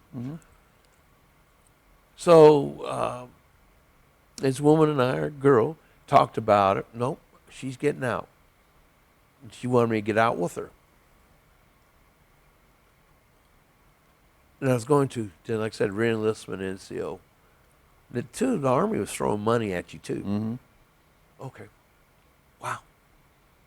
She got mad when I raised my right hand. So that's when I got orders. I knew for sure Evans, in that general area, Germany. Yeah. All right. Now, Germany, then you're kind of coming to the end of the reenlistment period. Yep. And at this point, are you ready to get out? Or? I was looking for becoming staff sergeant. All of a sudden, there was a point freeze. And there was a freeze. They said it's going to be a long freeze. And so I wanted to be a staff sergeant. Did everything possibly, get my points up. But still, there was that freeze. And so then they started plucking through the ranks to be warrant officer. Actually, my first platoon sergeant, he was a staff sergeant, the very first one I ever had in Germany. He became a warrant officer. And he was talking to my roommate and I. He said, there's one slot open. He said, I want you to become warrant officers. Forget about being staff sergeant. Mark and I, my roommate, like I said, we're laughing and giggling about it. And I figure, oh, heck, he's not going to be warrant officer, because by then he was becoming anti-army, anti-government, everything. All right. So with even pursuing it anymore, I figure it's going to be a shoo-in. And so my warrant officer is Chief Warrant Officer 3. You still serious about being a warrant officer? Oh, yeah, I'll do it. They'll send you back to Aberdeen for warrant officer school. Okay. I left it at that. Week later, my roomie was acting really weird. The conversation of warrant officer wasn't brought up no more, and I still didn't think. he came out and said, I'm going to be a warrant officer. What? I'm going to take that position. What?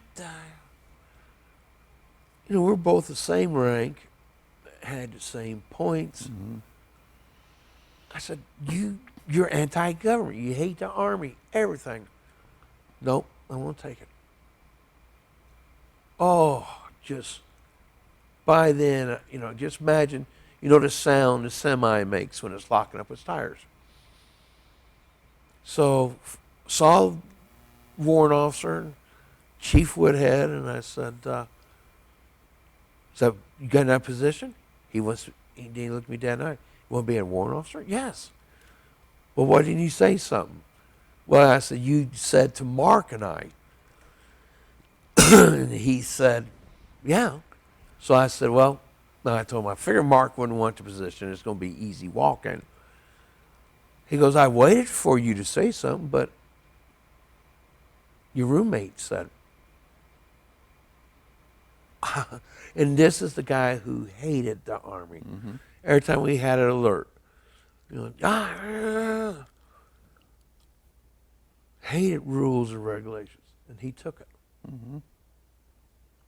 And so, then being a professional babysitter, I was starting to get frustrated because when you're telling a grown man, put polish, this is when we still polished our boots. Dude, you got to put polish on those boots. They expect you to spit shine your boots. Put on a clean uniform. Make your bed. So that's when the old school discipline, by a couple years, out the window. You're writing up action reports. And I'm writing up this guy left and right, spending time in my room, writing him up and explaining to him, trying to tell him, still. And it wasn't him, it was a couple of guys.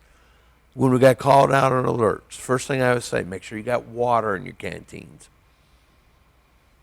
Well, we get where we had to go. All of a sudden, one of them's crying. I don't have water. Why don't you have water? I forgot. Still, I'm dealing with this guy that didn't want, his room was always a mess. That's one thing they still flipped out in the military. They want polished floors, nicely made rooms, and it was getting old. Then he pulled a stunt on me. And I went to first sergeant, first went to platoon sergeant, then first sergeant. Discipline him. And their version of discipline was talk, not physical. He pulled a stunt where after chow was over with, we were heading for formation, started complaining. I didn't eat. Why didn't you eat? Didn't have time to eat. What were you doing? Gave me this big hem-haul story. I said, there's that snack bar going toward the motor pool. Are you refusing me to eat? There's the snack bar. And then I left it at that. And someone else said, there's a snack bar in the way. They served hot dogs and chips and pastries. Later that day, he went to Chaplain. Told Chaplain I refused to let him eat. He said he denied me where I couldn't eat at the mess hall. Said I couldn't. Well, then the chaplain listened to his story and got a hold of my first sergeant. First sergeant's like, by then, battalion commander found out. Sergeant major found out. I got a phone call to go battalion. And my platoon sergeant was there, company commander there, and my first sergeant. Why are you denying so-and-so to eat? I forgot all about it. Then I said, we were marching to the motor pool. He told me he didn't eat. I said, there's the snack bar. We always stopped off at the snack bar. And no, mess hall was closing. And they said, did you have time? Would he have had time to eat at the mess hall? No, because you marched out at that time. Yeah. And they said, if he would have eaten, could he caught you guys marching? I said, no. We'd probably been at the motor pool by the time he caught us.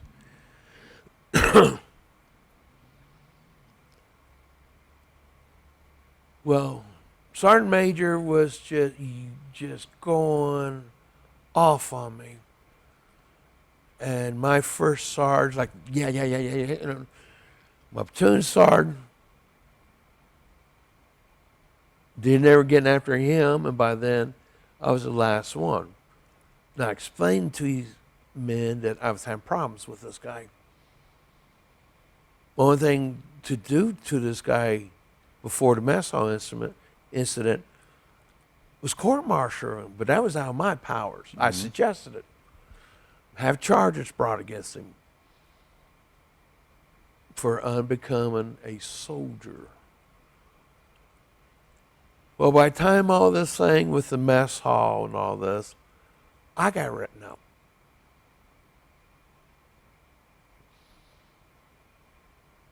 And for not following through. But the reason why is how I was trained for over the years. Right. Because the NCOs I had from over the years were the Vietnam vets. Couldn't stop at war because you didn't eat. So is this moving you in a direction toward thinking it's time to hang him up? Yeah, because my best friend was becoming a Skillcraft ink pen, which is a government ink pen, and a Webster's dictionary. And plus, getting everybody in line. That's why I use the term heavily, babysitter. Well, I came home here in Michigan. My mother moved up here. And so I came home to visit her, and my mother met this waitress. And so a couple of years, my mom was badgering me about this waitress. You have to meet her. Okay, whatever, So finally, it was time to take leave. And the guys were going to gunnery. My roomie that got accepted warrant officer school, he was gone. So, and feeling kind of bummed out and, kicking a rock around, you could say, and still doing my duties. Then they stuck me in headquarters. And usually when you start copping attitudes, they stick you in headquarters. But the headquarters was in charge of maintenance. So they stuck me upstairs.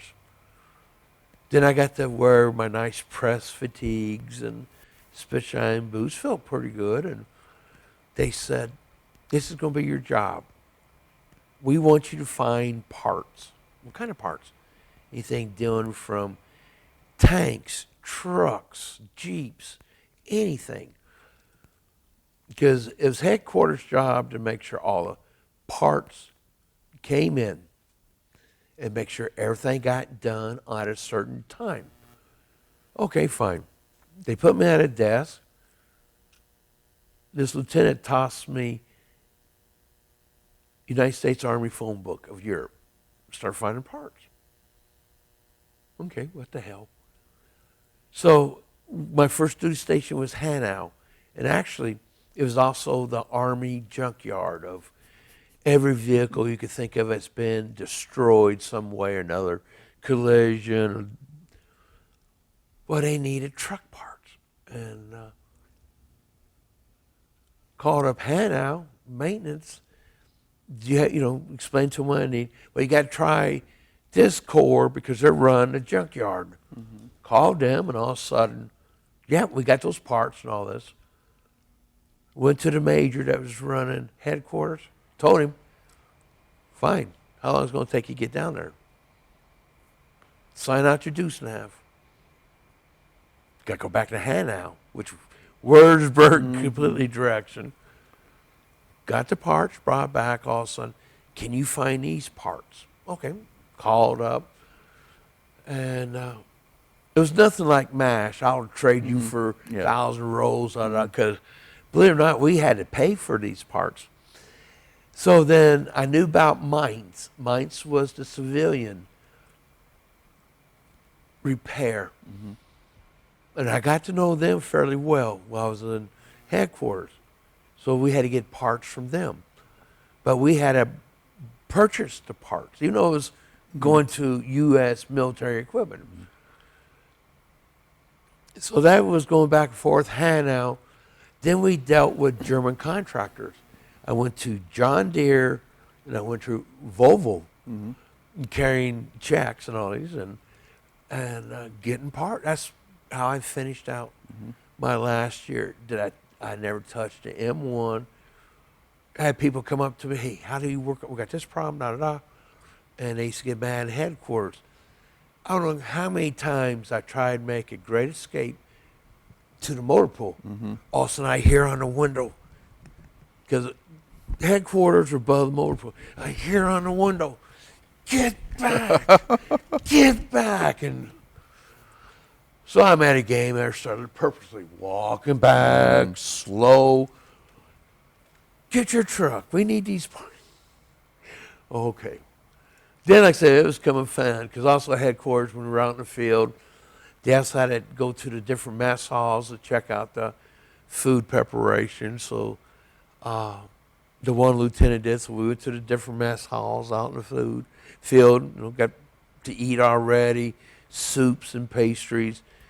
Then we had to pick up fresh produce from a German market, which was fun. And then I seen a couple of the guys again I worked with during that old 88 I had. They're looking so tired. I'm looking so nice and we had showers, because then only way we had showers if they brought out showers to you. Where headquarters always stayed, there were showers. Living it up, honestly. And I got a medal for that job also. But getting back to my wife, my mom met my wife. And when I got home on leave, my mom handed me a piece of paper. This is her phone number. Don't screw it up. All right. Well, when you have a mother that's hell-bent, she wants a daughter-in-law and a grandchild. My wife already had a daughter from her previous guy. She was a little girl. So called up my wife. I said, is Martha home? And she goes, yes. I said, I'm Dave. I'm Sharon's son. Would you like to go out on a date? So I'm already figuring. I heard it in the conversation in my brain. No, that's fine. That's okay. And I remember telling her, thanks, figuring. She goes, yeah, I'll be glad to go out on a date. Well, by then, my wife's like, all right. Her dating scene was zero because she already had a little girl. And my wife came from a very a Catholic Hispanic family. So she's already in hot water because she had a child. But still, very strict Catholic and Hispanic. So I met my then, say, new girlfriend, and we went out on a date, couple dates. It was third day on my leave. I asked her to marry me. Where that came from? She looked me dead in the eye. She goes, are you sure? Yeah, I'm sure. She said, yes. Now, what was I thinking? It just blah. Okay. Went back to my mom, And my mom was like, oh, great, because she loved Martha already, which is my wife's name, and Martha's daughter, Amanda. She was 2 at the time. So after I realized what I did, okay, but like I said, we still dated while I was home on leave. And right away, people thought Martha and I were married because of Amanda. And also those 30 days, gone. Head back to Germany. Then things just wasn't clicking. Did not feel right. And we had a big inspection. So we still had to get all the guys together, get all their stuff together, make sure things, the same routine over and over and over. Then I heard, can't find my tent. How do you roll this? How do you pack this? Why do we, oh. It's like, oh my God. In the process, I was thinking about then my fiance and her daughter. This isn't fun no more. Honestly. Time come around to enlist. 8 years under my belt. 27 years old. Still thinking of Martha and Amanda. Because when I was home with Amanda, the 2-year-old, damn, she was fun. You could tell her to do something, she would do it. No question, or tell her find something. I can't find. God, this is fun. Like I said, people were already thinking we were married. Well, I was still staying at my mom's house. There's no staying at Martha's house. Like I said, her mom and dad, very Hispanic. Better be a wedding ring on that finger before you stay in our house. I mean, I'm getting out. So I called her up. Martha, I said, I'm getting out. When? Well, I still have to talk to the reenlistment NCO. They brought down a battalion reenlistment NCO. I'm getting out. Why? You got a career in the Army. And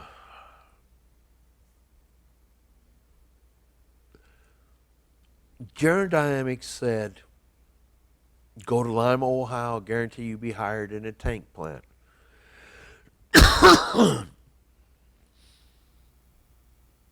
I'm done. That's all I told him. I'm done. I had 60 days of leave accumulated. That's back then. The reason why no one really went home, because you still had to pay for your airline ticket compared to today where they have the free flights. Right. I saw all of Germany that I wanted to see. Dachau, and Munich, Berlin. Got to go to East Berlin, which was very scary and unnerving. Because to me, it's like walking into a black and white movie. Still war damage.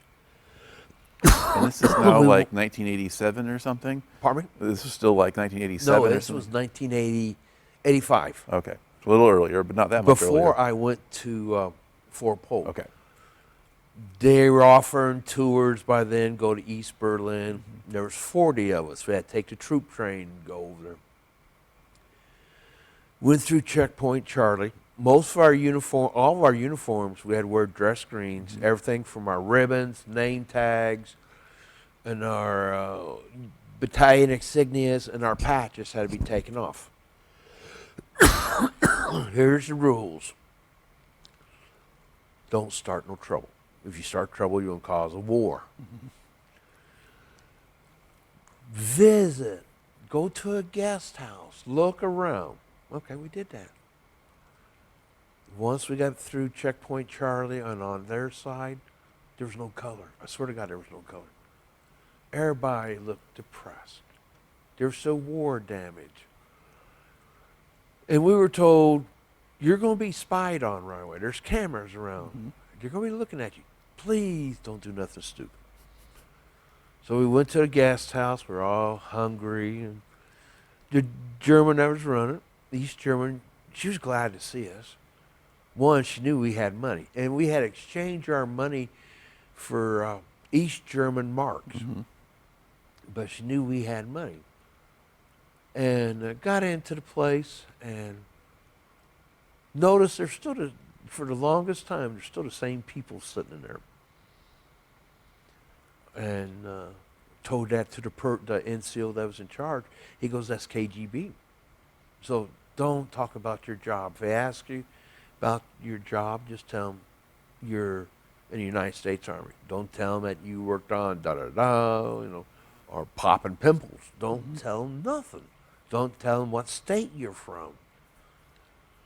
And so, and then off the street somewhere, you have a cigarette? For American cigarettes, were black marketed over there. But they would exchange you East German and Russian cigarettes. You ever heard this old slang? A certain part of your body would get knocked to the floor. I'll tell you once we're done here. I did smoke a Russian cigarette. Remember Granny from Beverly Hillbillies? Mm-hmm. When she drank her moonshine, the smoke, and well, we ended up having soup, drank beer, and we walked around East Berlin, and they were still showing us war damage. Very little rebuild from after the war. Then we saw Russian soldiers. They're around, but they knew we were Americans, but we were there for a day, just walking around, just absorbed, but everything just, we saw the Russian cars, saw the sickle and hammer everywhere. And you still was able to see the Berlin Wall. And if you're on the west side, you see nothing but graffiti along the west side. On the east side, gray, concrete, and blocks, and barbed wires. And you saw the barbed wire where there was a gap, then another section of barbed wire, then the fence. There's mines. And you saw the gun towers. So when our time was up, went back through Checkpoint Charlie, exchanged our marks. We all had McDonald's in Berlin. We had 2 days in Berlin. We partied, but then you always heard people complain about how much they hated the U.S. You saw it on the news that time. I hate the U.S., especially when it started burning the flag. We used to say, if you hate it that much, East Germany will take you in a heartbeat. Russia will take you. Move there. You got it made. And because if you spoke negative of the communist government, you're going to be put in prison or disappear for good. So when I hear Americans complaining, go to, Russia. And said that one time when I was home on leave to a friend I went to high school with. Go to Russia. What's holding you here? I'm not going to go over there. Go. They'll welcome you with open arms. Yep. All right. Okay. So and that was I would say useful sidetrack there, but it's basically you'd seen Germany. You were done with that. Yep. You were done with the Army. So you go back home. So you have your 60 days leave. So you get to leave essentially early. Exactly early. Plus with cash. And so I out-processed, and I got orders for Fort Dix, New Jersey. And so there were a lot of people at Fort Dix out-processing, which is a process getting out of the military. And get all your paperwork filled in, and you're cashing in your leave. And they're counting out how much money you got and all this, which turned out to be a nice, some pocket money. You get one more physical, get your teeth cleaned, eyes examined, and everything. But you're in such a hurry where I want out. And they'd run you through past re-enlisting NCO. You still got a chance to stay in. And my biggest beef was I knew the warrant officer chance. That was my own fault for not jumping. But what still hurt was Staff Sergeant, the points, the freeze on the points. Still, there was no letting up on the points. And he said, well, the reenlistment officer, our NCO at Fort Dix, told my MOS, he's looking through, he said, change your MOS. To what? Go to a combat, be combat. A grunt? Guarantee you'll make your rank. He's rattling off different MOSs. Now, what I learned in Germany, no, I was tired. I didn't want to go back through AIT again. I mean, I knew guys who got out of the military, then came back in, and they were very fortunate to get in their MOS. No. So they put us all on the bus. We had our papers and everything. We were free. Didn't look back. Get to the airport in Jersey. There was another reenlistment NCO there for all the branches. Climbs up on a bus. Is this the Army bus? Yeah. Who wants to reenlist? Who wants to stay in? He'd come up to me. I know you want to stay in.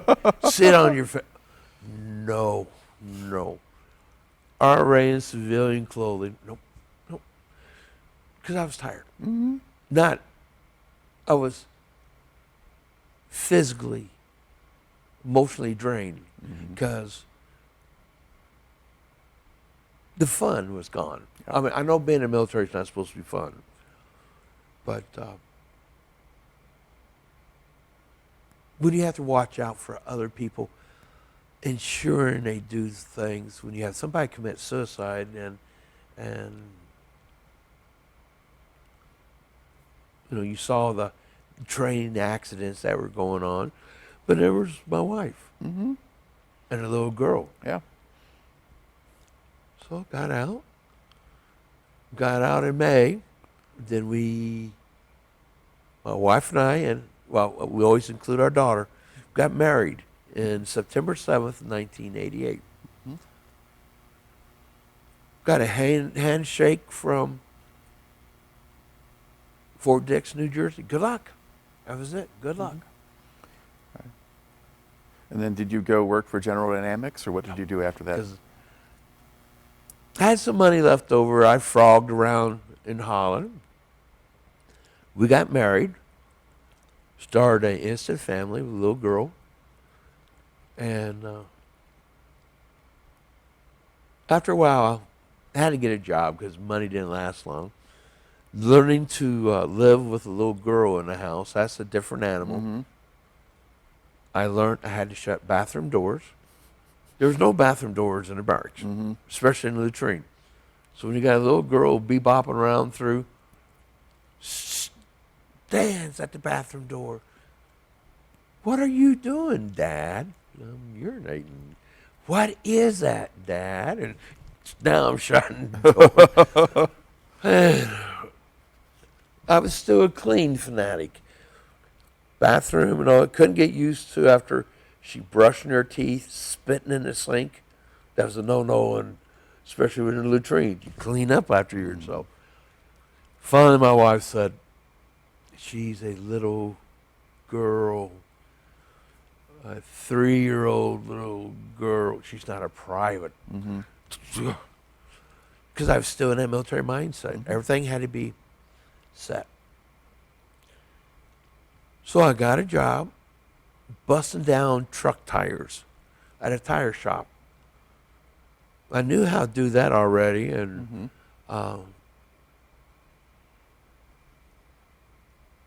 these guys,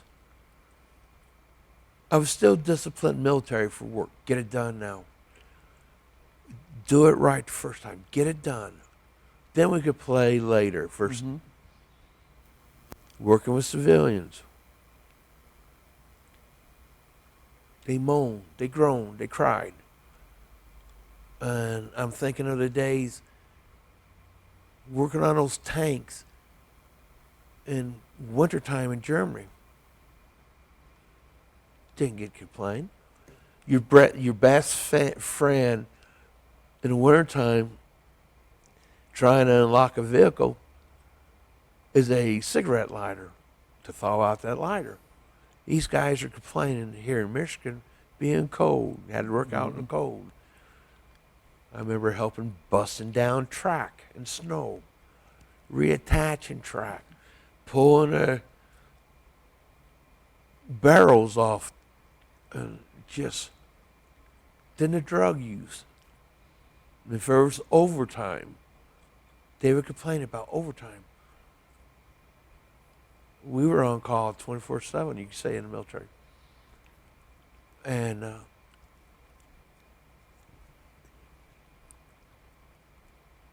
I discovered I hate working with civilians. Then also, I'm this happy guy with handful of medals and certificates. I mean, medals and certificates. Went to, my father-in-law said, why don't you go join the VFW? There should be other military people, you guys can talk to, tell lies and all that. Went to the local VFW.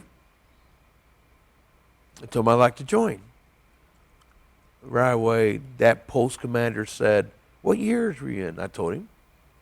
Were you in a war? Yeah, the Cold War. Did you fire a shot at an enemy? No. You can't join. What? I did 8 years. That's great. That's nice. You can't join because you were not in a conflict. The Cold War was not considered a conflict. Now, more likely, the post commander was a Vietnam vet. I respect that. Ate the same food he ate. But it is Legion versus VFW, American Legion if you're in the military. Well, the Legion would take you, wouldn't they? Really? Because American Legion is a foreign war. Now, they said you could join auxiliary, but you got to pay. Okay. Auxiliary? I can't go stand at that bar and shoot the breeze with, because a lot of those Vietnam vets, either once they got out of Vietnam, they went home, or if they still had time on they went to Germany or Korea or Japan. And when you're told, no, you can't join. And I had these medals and the certificates. And he's got Vietnam veterans, 15 months at the most in the country, 12 months. Might as well say I did 6 years. And so I told my wife knew I was, and so I kind of put it on the back shelf for years. And when Memorial Day rolled around, Veterans Day, not going to participate in nothing. And when my kids are going through school, they always say, hey, have the veterans stand up. I would sit down because of not good enough to join the VFW and American Legion. And the thing was, I never ran across a Cold War veteran in Holland. And I guess, they're like me, just kind of low profile. When 9/11 happened, and all of a sudden that patriotic feeling hit you in the gut and all that. And even with the first Desert Storm, and I did receive letters. I got a notification from the local recruiter office. Just be prepared, just in case. Mm-hmm. Well, nothing came out of that. Doing 9/11 and how they were welcoming back the troops like heroes. Mm-hmm. And they get the free phone cards, free flights, and all this. I'm like, why didn't all this happen with us? Then reality kicked in about the Vietnam guys. Mm-hmm. Of course, World War II. But how they make a big ordeal. Then, where I lived in Holland, we're next to Tulip City Airport. And the jets. Driving past there, and all of a sudden, one of the jets were idling. And there's a kerosene smell hit me. Because on the M1 tanks, they were diesel. They had turbine engines. Has that same exhaust smell. The hell? First year my wife and I are married. Been by Tulip City Airport. And National Guard helicopters used to land there. And they were Hueys. Now, I don't know if you've ever been told, the Huey helicopter has a certain sound with its props. Once you hear it, you know it for life. Then Cobras, the same thing. I would run out the front door and look. Tell my kid, I see Huey HE1. I rode in those, which I did. And no matter what the weather was, it could be cold as hell outside at home in Holland. I would run outside since I hear that Huey, or I hear a Chinook. But then, 10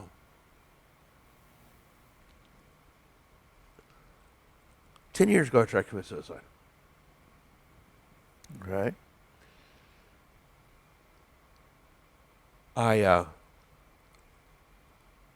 It was that fast-paced life from the military. Germany. Saw this kid walking through our neighborhood. Looked like a kid that took his own life. Mm-hmm. And my boys were playing Call of Duty. Then smell the exhaust and seeing this kid. I already pulled trigger. Then my wife and kids flashed in my head. Mm-hmm. So I spent some quality time at the hospital, and then the VA got involved, and I had to go talk for a while. But the things that I learned while I was in the military, especially Germany, like the chemical issue and radioactive fallout, and that stuff stays with you. And they didn't tell you how to shut it off. Mm-hmm.